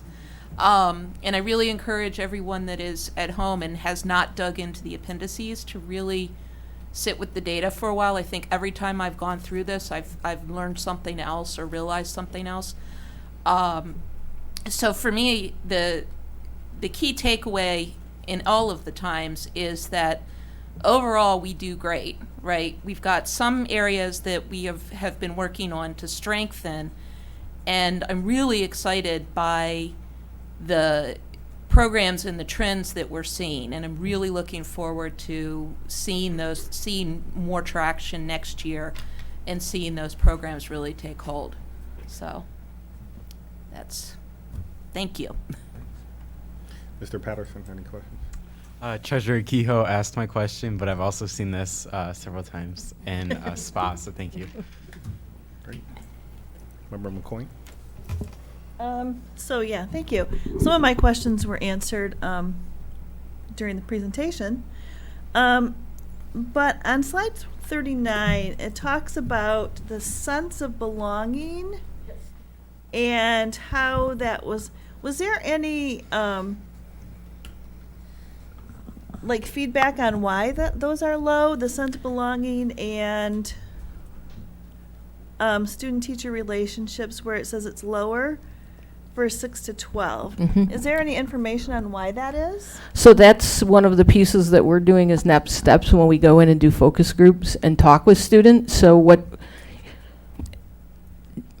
this follows a national trend in that 6-12 tends to be a little lower than K2 or 3-5. That's pretty consistent, but our students in 6-12s are lower than the national average. So that says to us we need to do more work around why are students not feeling as connected to school? What are those pieces that are affecting their sense of belonging? And how do we then build in supports to address that? One of the things we've worked on is the programming that you've seen. Not only is it about working with students' academic needs and stuff, but it's also giving students that additional champion, that additional person who's there for them, who is their support person, who kind of is next to them, beside them, and those types of things. Also, a lot of the work that the Student and Family Engagement Department is doing, pushing in, bringing in some additional supports. We're looking at wraparound services in various different ways, because a student who feels a sense of belonging and feels strong relationships in a school is more likely to achieve at a higher level. There's a lot of data and research around that, and so those are continued work pieces and work streams for us. I'm pulling this over there. I'll ask one more and then move on for other people. So from the economically disadvantaged, 23% of the entire population, which is, I think that we kind of discussed this at our workshop. Yes. How I'm not sure that everybody understands that that's how high that is, because our community is often perceived as pretty affluent. And how does that? Do you know how that is ranking comparatively year over year? Is it becoming larger? Yep, we have that Yeah. slide where we Yeah. talked about the change over time. Yeah. So just a few years ago, 20% of students in P-CCS were of economic disadvantage, so we're increasing in those areas. The other thing we're seeing is an increase in some of the additional needs of students in those areas. We've seen an increase in our students who are eligible for McKinney-Vento services, also known as unhoused or homeless students. So we're seeing increases in all of these areas where students need a lot of additional support because they have barriers to being able to be fully successful based on just outside barriers that cause, challenges for young people. So as we continue to work on this, we're looking at, I know Nutrition Services has been really working a lot on how we watch these numbers to see when we get to areas where we can give free food and things. During summer programming this year, we're leveraging some of the funds to do free meals for our students in credit recovery, any of their eligible 11T students. Back to Superintendent Merritt's thing before, we have 1,280 students enrolled in summer school, 276 in summer academy, and we have triple the number of students this year in our summer academic camps. So we're providing food for those students as well as academic support and social and emotional and mental health support, all of those things wrapped all into what we do. And just as a side note, thank you for putting not only the percentage, but the number of students that relates to. That's really helpful when you look at this. Yep. When you look at our numbers, we're a large district, so thinking about 23%, doesn't feel that big until you look at the number at the bottom where you see that 3,725 of our students are of economic disadvantage. So there's support that needs to be put in place to help our students and our families overcome barriers. So also some of the work we want to do with deeper and with our community agencies and partnerships and all of that work, so that families have all the things that they need to help them be successful, to help support them. Member Picard? No, I'm good, thank you. Thank you. Vice President Christensen? Yeah, I want to thank Trustee or Treasurer Kehoe for asking one of my questions. I have a fourth grader at home, so that was absolutely my wondering. Having lived, 3 years prior, that disruption in first grade really, it hit home for me. So I understand that, but I do appreciate the question. My questions, however, if we go to slide, I think it's 44. I may have scribbled this incorrectly, 44 or 45, where we talk about the elementary student success specialists. Under the key findings, it says all elementary schools with an ESSS showed an increase in SEL competencies. So does every elementary school have a student success specialist? No. Okay. 8 of our elementaries have. Got it. And we looked at a wide range of data to determine where the greatest need was based on academics, behaviors, additional programming, and the supports needed at the buildings. So that there are 8 schools. Okay. Thank you for that clarification. You're welcome. And then another wondering I have is not necessarily about the ESSS, is more about the sustained coaching model that Dr. Brady talked about. How is this being implemented? Is this a self-selection? Is this a recommendation from a supervisor type role? How does someone enroll in a sustained coaching model? So all teachers were expected to engage in coaching this year at the elementary. So, but there's many different ways that teachers can engage with coaching. So it could be, if the coach in my building is Maureen, I might check in with her occasionally, and that is engaging in coaching, but that's not necessarily sustained coaching. Right. So it's teacher choice if they want to do long-term sustained. So maybe a third grade PLC, we have many examples where PLCs, professional learning communities in a school, a grade level, third grade, let's say, at a school, they chose every single week to have the coach come in and help them with their planning and thinking through how to build lessons for the next year and target. It's really about targeting small group instruction is what the coaches are really helping with when they're doing planning. So it's very purposeful, meaningful time that students are getting, which is one of the reasons why you end up with some higher scores. So this is the first year, right, that they have it, and so we opened it for a safe place for teachers to be able to go to, right? It's a non-judgmental, it's non-evaluative. So yes, they all needed to engage. The choice of how deeply they engaged was up to teacher choice this year. The focus for the instructional coaches this year, because it was a new role for the coaches, as well as the buildings, so we focused on kindergarten through third grade. Very specifically, district level coaches also helped with kindergarten and then 4th and 5th grade, so every grade level had the opportunity.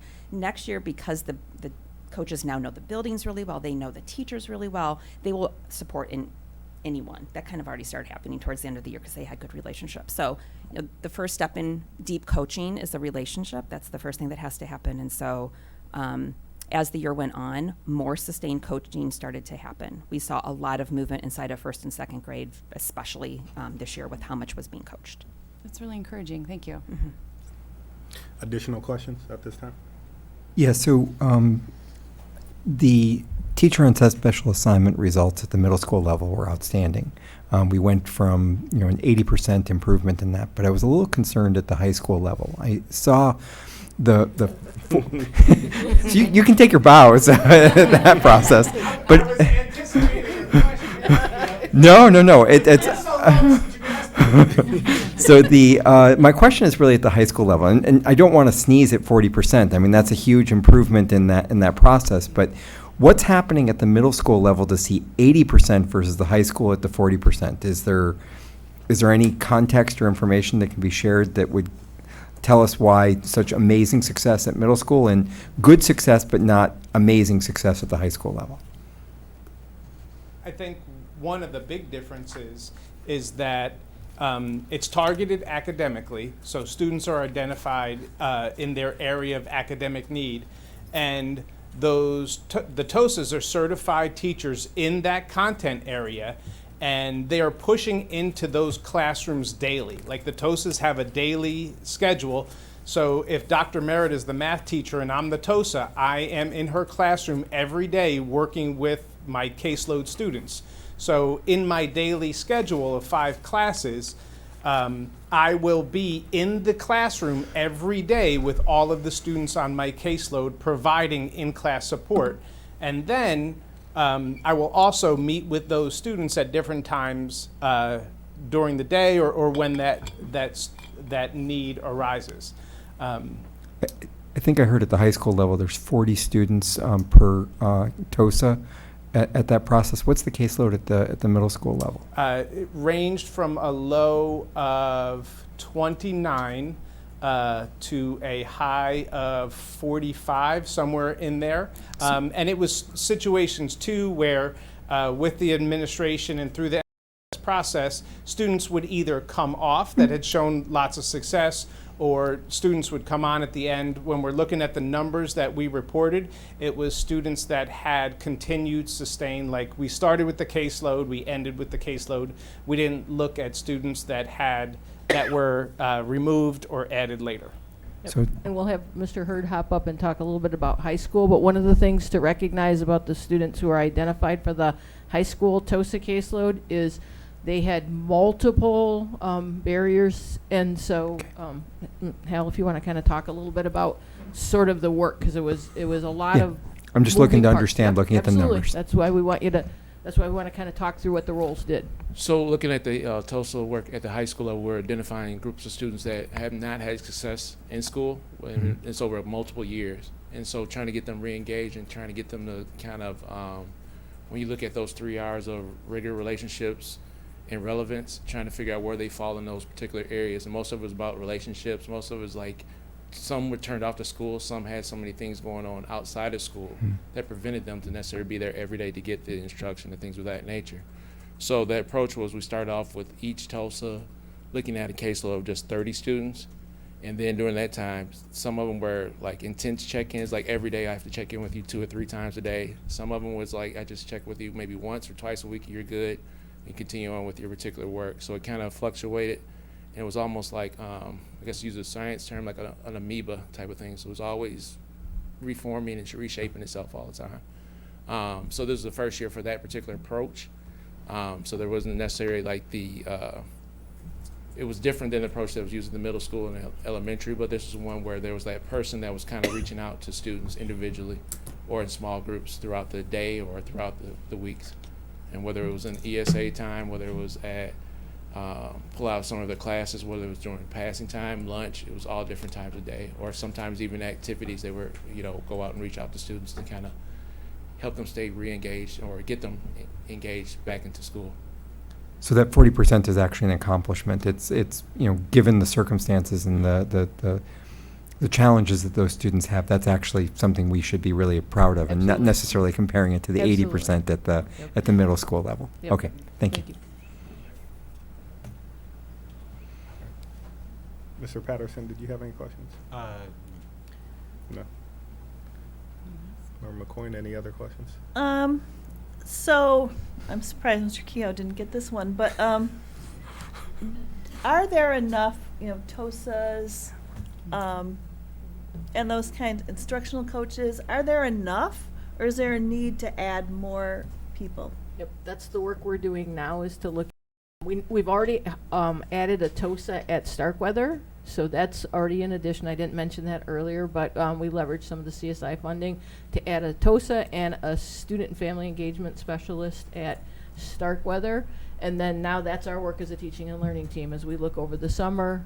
You know, what are those additional investments that we need to make?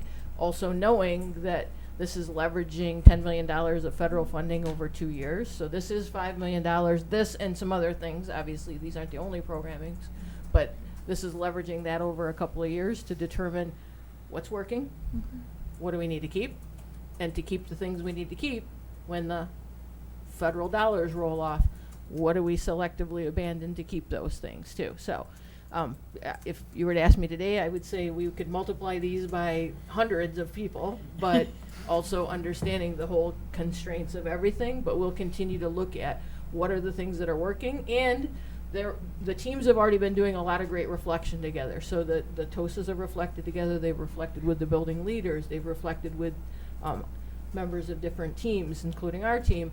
So as we're looking at this, we're looking at all of that data now. So that's our summer work. While other people get to go to the beach, that's what teaching and learning gets to do in the summer, is we have a lot of fun looking ahead and building the next foundational structure as we move forward. So, and if once everybody's done with their questions, I just have to take a moment to say that we have two of our team members who this will be our last meeting with, which is Dr. Deirdre Brady and Maureen Malloy. So I just want to thank them for all the work that they've done.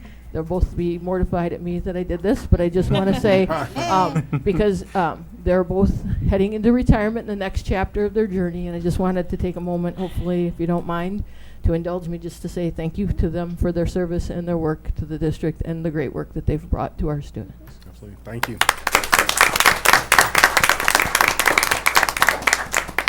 Great. No further questions? Actually, Patty and Beth pretty much summarized what I was going to say. Is the next step is figuring out what we keep and how we sustain it. So Perfect. already covered. All right. Thank you. Great presentation.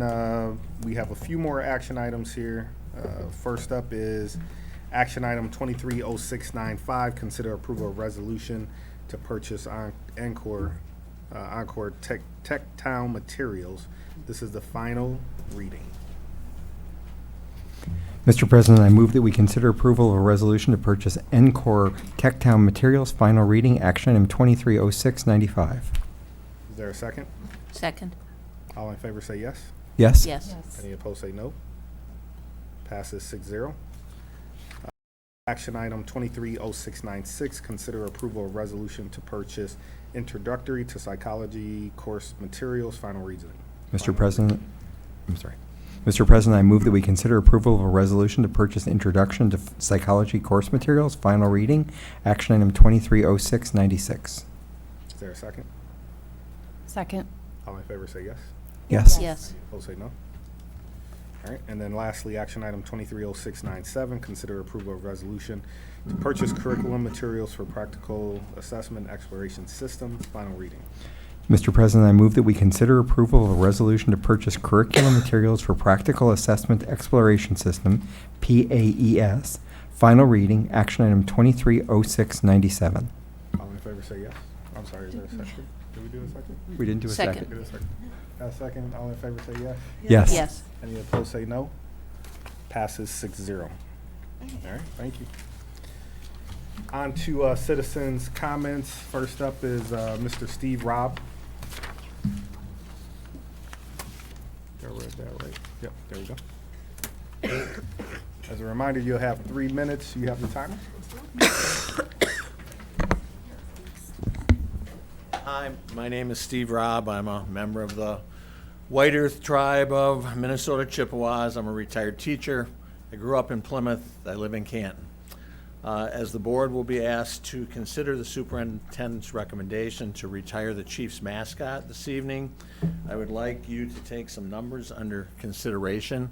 Also, please consider that you are making decisions based on very little input from Native Americans, and I think sometimes we would have to consider what they want.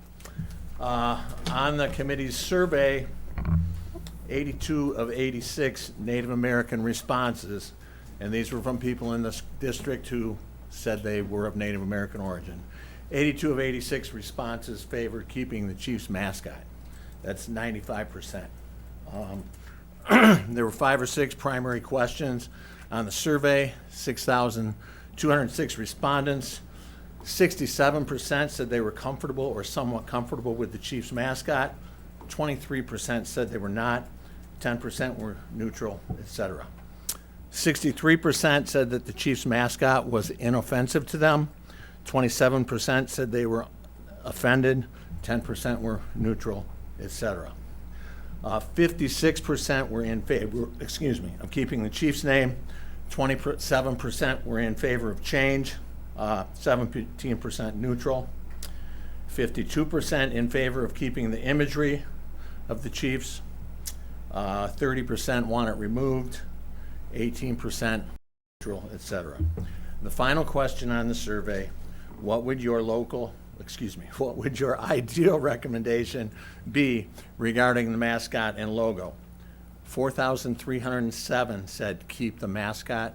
That's 70%. 1,829 said replace with something else. That's 30%.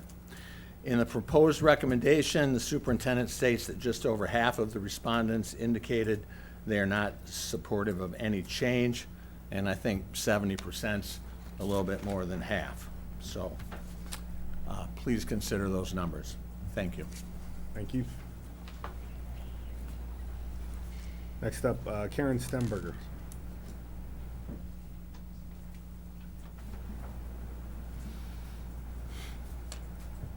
Good evening. I've been asked to read a letter by Thomas Close, who couldn't be here tonight.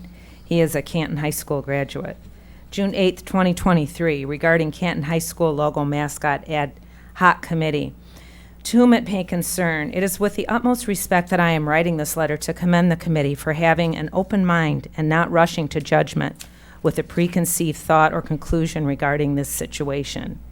By keeping an open mind, creating a survey of the stakeholders, and taking direction from their input, not from a single individual or small group, the validity of their decision cannot be questioned. As a Plymouth Canton High School graduate, class of 76, and a proud member of the Canton High School Hall of Fame inaugural class of 2018, I am proud to be part of the history of this school. Canton Chiefs lead major corporations, have won Olympic medals and Super Bowls, played professional sports, are teachers, nurses, social workers, doctors, lawyers, and almost anything else you can think of. My family heredity can be traced to the Shawnee Indian tribe, and as a person with Native American roots, I find the name and mascot of the Canton Chiefs High School an honor. An honor is the name Chiefs, as in leaders, and in the symbolic arrowhead, providing direction for victory. In no way do I or any member of my family, 65-year residents of Plymouth, find the name or mascot offensive, racist, or anything else. We have far bigger challenges than the nickname and mascot for any school. Let us all focus on providing the best possible education for all students everywhere. Let's work to end illiteracy. Provide every student with a computer and internet access. Let us direct our energy instead so that no one is hungry, no one is homeless, and no one has bombs dropping on them. I would like to ask to see the results of your survey, and I am confident that those results, combined with the more than 25,000 alumni that call themselves Canton Chiefs, have no issues, are not offended, are not offending, racism, or anything else. It's a name and a mascot, and we all have far more important issues than this. Thank you again for your open minds, willingness to listen to the majority, and act based upon those results and not emotions. Canton Chief forever, Thomas Close. I just wanted to share this with you. This is him. That was his picture in the, he was inducted into the Hall of Fame. So he is real. Thank you. Thank you. Jody Ring, please.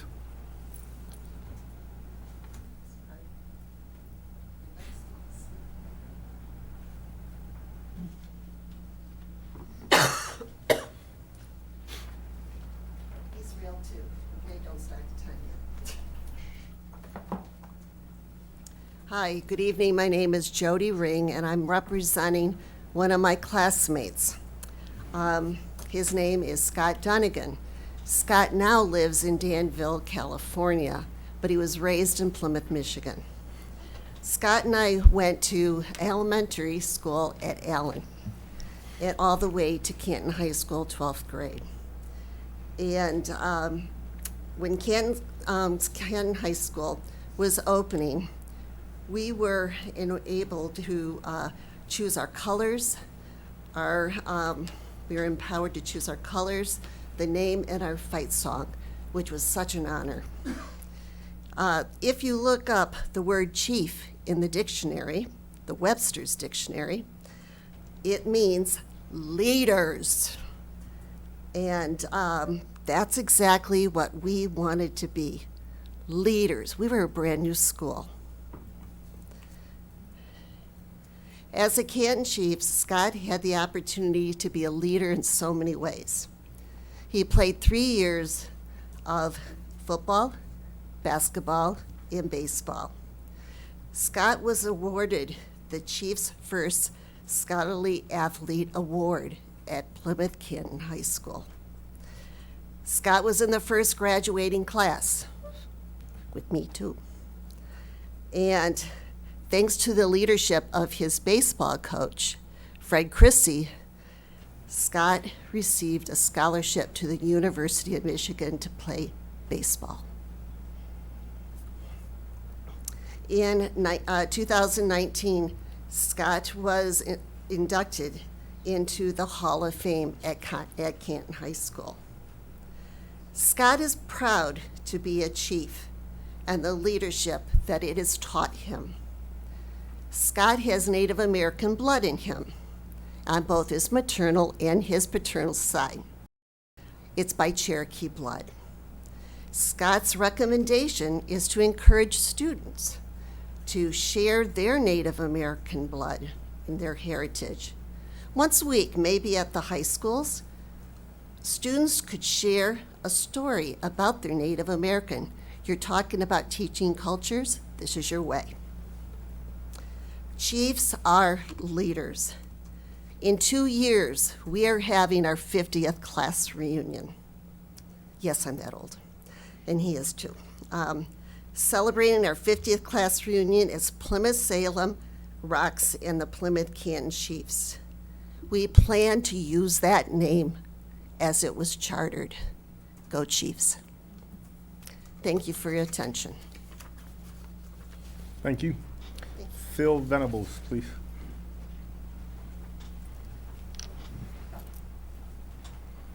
Hi there. It's really hard to follow. Those people worded everything I could possibly come up with. I'm a 35-year resident of Canton area, with 5 children, 3 of which were my stepchildren, who were also part American Indian. And let's see, I've got 6 grandchildren in the system now, and also going to Canton, et cetera. I have more great grandchildren on the way. So first of all, I was baffled when this came up at all. I can't understand why we'd be wasting tax dollars and this effort to change something that's, the Chiefs, as these people's had all worded so nicely, Chiefs are leaders. Why are we messing with something that's not broken? It's a good thing. I don't have prepared notes. I apologize for that. I just heard about the meeting today. I wanted to put my 2 words in. I don't understand why this would be something this would be even up for any change. It's whoever has the final word on it. I assume it's all of you. I can't imagine why you would put the school alumni and through all this. It makes no sense to me. So thanks for hearing me. But I also own a business. I've been in the school system and community for 38 years. My wife's got a preschool in town, as a matter of fact. So that's the best I can say. Thank you. Thank you. Thank you all for your comments. That concludes citizens' comments. Now we'll go on to discussion and action items. Canton High School mascot recommendation. I'm going to turn it over to Dr. Merritt. Okay, thank you, President Wilson. I'll ask that we put the resolution here. And as we know and as we've heard, Plymouth Canton Community Schools recently completed the mascot and logo committee review process to decide the future of Canton High School's current mascot and logo. This process, if you recall, was initiated by two separate student-led proposals that were brought forward to the Board of Education. The first was in the 2020-21 school year, and again in October of 2022. With both student groups, they were requesting that the Board of Education consider the change of the current mascot, the Chiefs' use, as well as the arrowhead logo, based on what students pointed out to be an example of cultural appropriation. With the Canton High School logo and mascot committee, they conducted a review that is consistent with our board policy. That is Board Policy 7250.01 that is attached to the resolution for your review, as well as the administrative guidelines that accompany that policy. As we look into our administrative guidelines and board policy, it requires our district to eliminate mascots based on a protected class. Protected classes and the definition of our board policy does include race and ancestry. In addition to the board policy, the committee also reviewed our dynamic plan, our strategic themes, in particular in our goals. If we look at the strategic theme of equity and inclusion grounded in social justice and anti-racism, which really seeks to ensure that all students have what they need to be successful, to feel safe, respected, valued, and represented. And when we look at our goals, we have Goal B of our dynamic plan that clearly articulates all students and staff will report that they feel physically, psychologically, and emotionally safe and represented at school. As a part of this process, the committee also sought input, as you heard this evening, and in the past, from our community through a survey. And we definitely need to acknowledge that the mascot issue has sparked and continues to create strong emotions and opinions in our community, as it has in all communities across the state and the nation. With 6,206 respondents to the survey, overall there is greater support for removing the Native American imagery, including the arrowhead logo, than for changing the Chief's name. No. Listen closely. Listen closely. Out of the respondents, there's greater support for removing the imagery, including the arrowhead logo, than for changing the name. So more people had more support over removing the logo than for changing the Chief's name. But with that said, over half of all respondents want to keep the Canton High School mascot and logo as it is and do not want to change. That's by a 2-to-1 margin. So looking at respondents, which include community members, current students, staff, parents, and all stakeholders. So again, over half of the respondents, of all respondents, want to keep both the Canton High School mascot and logo as it is and do not want to change it. The next area that the committee considered was the review of research and recommendations. And I have attached for your review various recommendations as well as resolutions from state and federal Native American organizations, the Michigan Departments of Education and Civil Rights, educators, and state and national psychologist associations. Again, this information is linked here for your review, and I've also provided this research to board members in board notes to give you time to review this information as you deliberate over this recommendation in the upcoming weeks. At the conclusion of its work, the committee brought forward the recommendation to retire the chief mascot and the arrowhead logo and allow for a new mascot to be chosen by the student body. As a component of this review process, the committee also considered the red and white color scheme that's currently utilized by Canton High School, and they're recommending that these colors remain moving forward. As some background that was provided by the committee in their report, they are recommending that the color scheme be maintained out of consideration for a few items. One, the substantial cost of repairing or replacing countless items within the building itself that are not branded with the mark in question. So when you look at the Canton Block C, standing for Canton, that does not have the arrowhead that is associated with that. That was under consideration.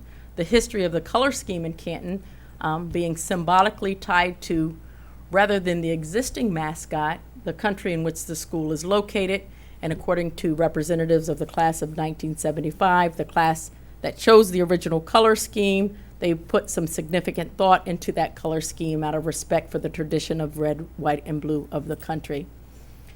As superintendent and pursuant to the board policy and guidelines, I was charged with reviewing the committee's recommendation, the results of the community survey, as well as the research and recommendations that were lifted around this topic. And additionally, I have engaged with the Potawatomi Tribal Representatives Outreach Board on this topic. Through this discussion with the Tribal Outreach Board, they also urged that we listen to local tribal leaders, to professional educational organizations such as the NEA, NIEA, NCAI, MASP, NASP, ASA, APA, Michigan Civil Rights Commission, the Michigan State Board statements on the use of racial masks. They emphasized through this conversation that the findings show the harmful psychological effects on Native children who are exposed to cultural shaming.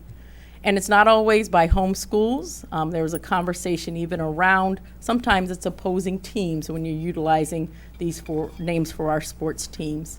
That's even when you're changing or rebranding a name as leaders could still be used in those areas because they are tied or can't be disassociated with the previous use of the arrowhead.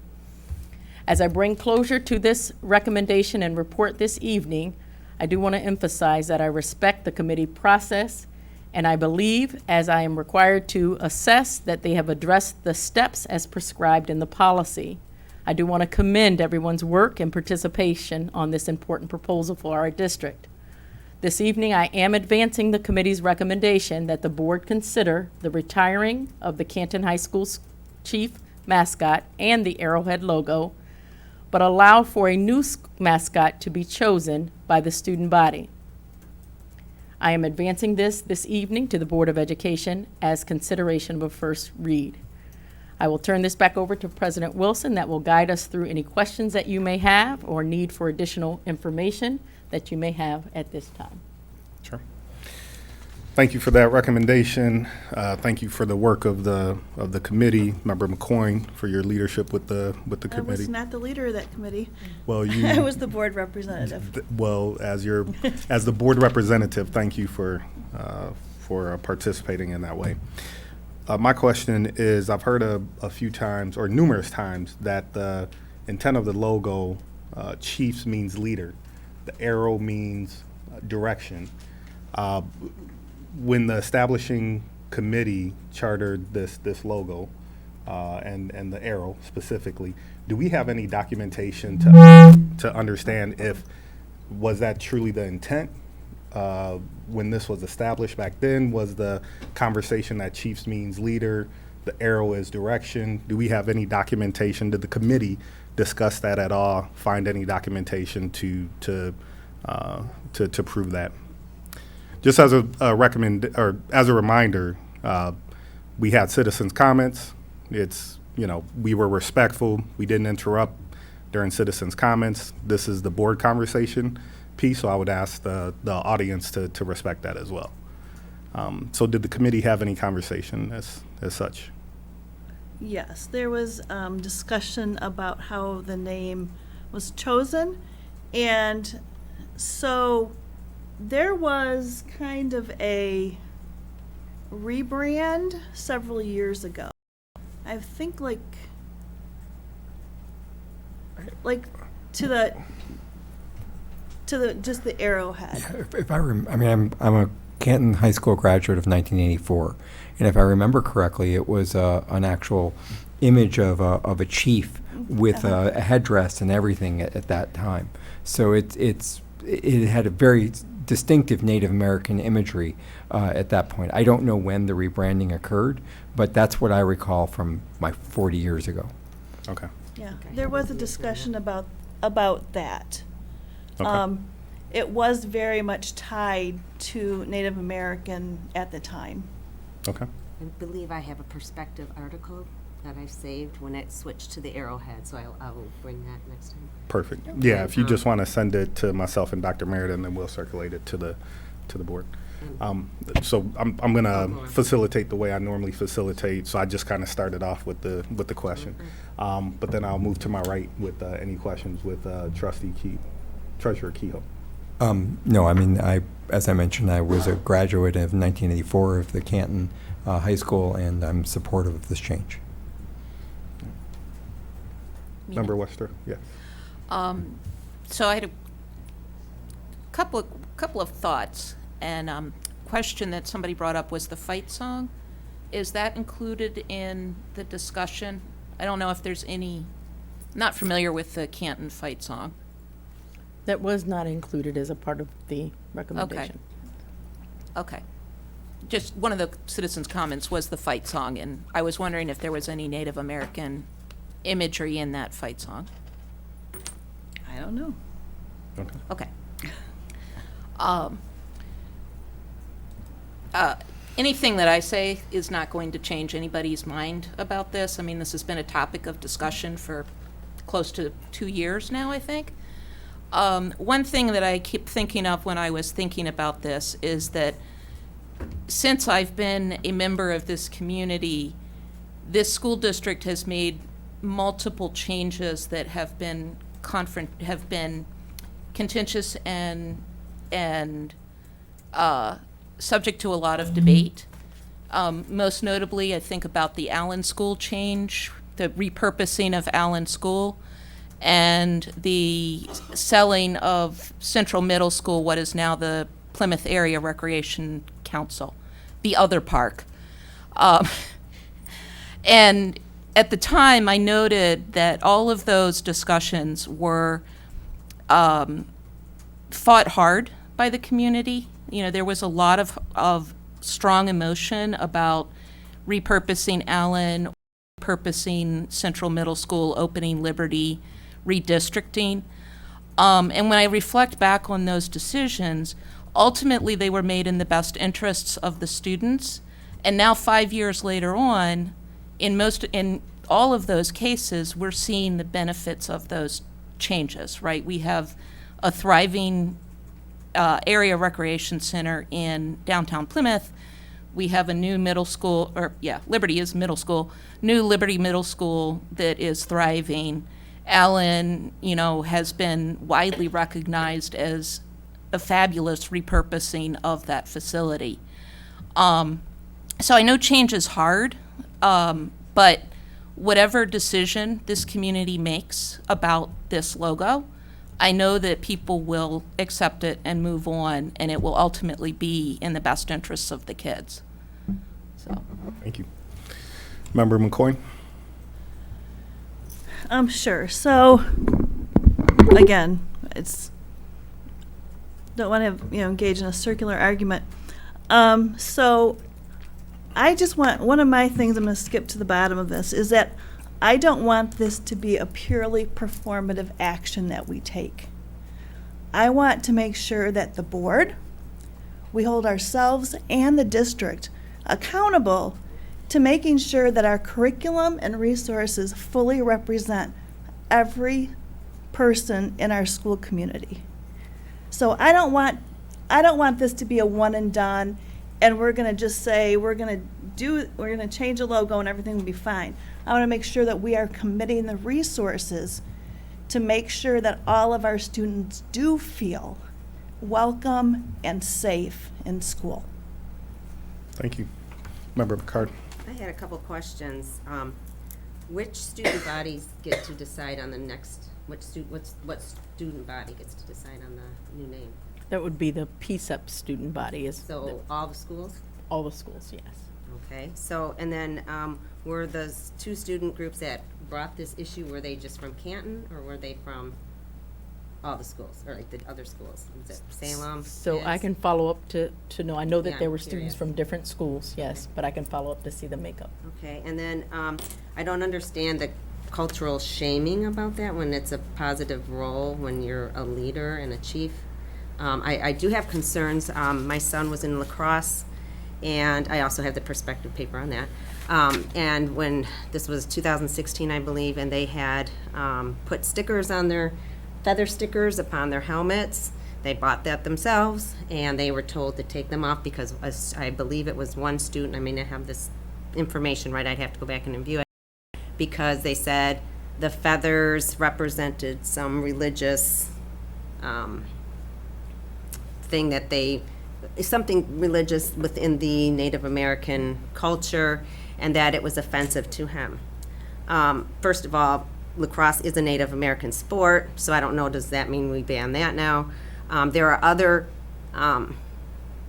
things in our district that are also represent religion, and I just want to say that if we're going to start targeting all these things, there are other things that can be targeted in a sense that do represent other groups that are also offensive to other groups. So I'm just concerned this is going to become a rolling, one person's upset, two people are upset, we have to change everything. I think in America, if we are going to respect diversity, when we say it's going to help the whole best interest of the students, I ask which students, because in the case that was personal to us, it wasn't in the best interest of that lacrosse team and all the students. And so I just want to,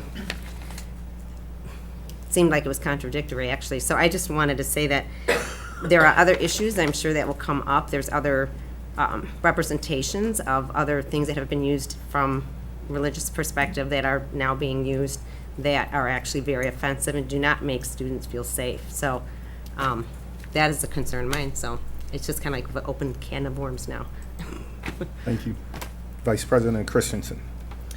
Yeah, I want to thank Member Westra for what you pointed out. Change is really hard. It's difficult initially. We are a district rooted in our traditions. We have a mean rivalry on campus. I'm a Salem Rock. So, I recall playing tennis and painting the rock when we beat the Chiefs. So I certainly have those deep-rooted traditions or memories of being in school. However, you're right, change is hard. And when I think about, hearing citizens' comments and how much passion some folks had about actually selecting that logo, I think it's time to let our students now make that decision. Kind of pass that guard and decide what Canton is going to be, what they're going to be represented as, what that logo will be, what their mascot will be. Student bodies brought it forward. We say we want to be very student-centered in our decision-making, and this committee work really embodied that. And I think we also push this onto the students to help make that further decision. So I appreciate that within the recommendation to the board. Thank you. Mr. Patterson, do you have any comments? I just want to say I'll defer it to the sign back there. It's all for the children. All right. Any other comments, questions? All right. Well, just as a reminder, this is the first read, so we'll vote. It'll be the final review and vote at the next board meeting, correct? Mm-hmm. All right. Perfect. All right. And with that, I believe we are on to follow-up board questions.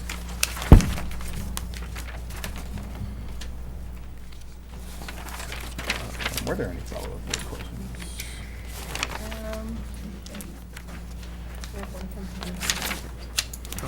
We have two, I think. None from last time, no. None for last time, but one from tonight, which is? In board notes, I'll provide the additional 22-23 revisions and next steps from the tonight's presentation. That's a board note. And Mr. Kehoe, did you ask about the TOSA caseload? Oh, yes. Well, I don't know if I need it because the nature of the TOSA caseload at the elementary was explained in such a way that I don't need the specific numbers. Okay. It was really as part of understanding the process of how TOSAs were implemented at elementary and the impact on the fourth grade education and the scores, the growth data we were seeing. So I got my answer. Okay. For clarification, is there a question, Trustee Westra, about fight song? I'd be interested if somebody could share the lyrics, because I was searching online and I could not find a Canton fight song. So I would be interested. I'm sure there is one. but I'm not a Canton student and don't have Canton students. What's that? Mr. Hurd, can you come to the mic and perform the Canton fight song for us? As a new father, Mr. Hurd indicated that he was tired earlier, so maybe he might be tired enough to actually provide that.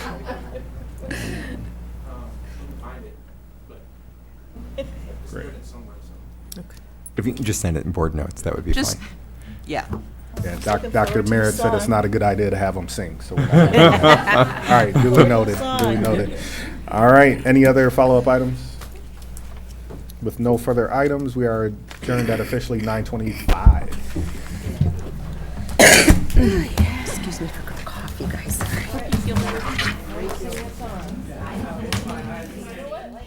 Oh, she knows it.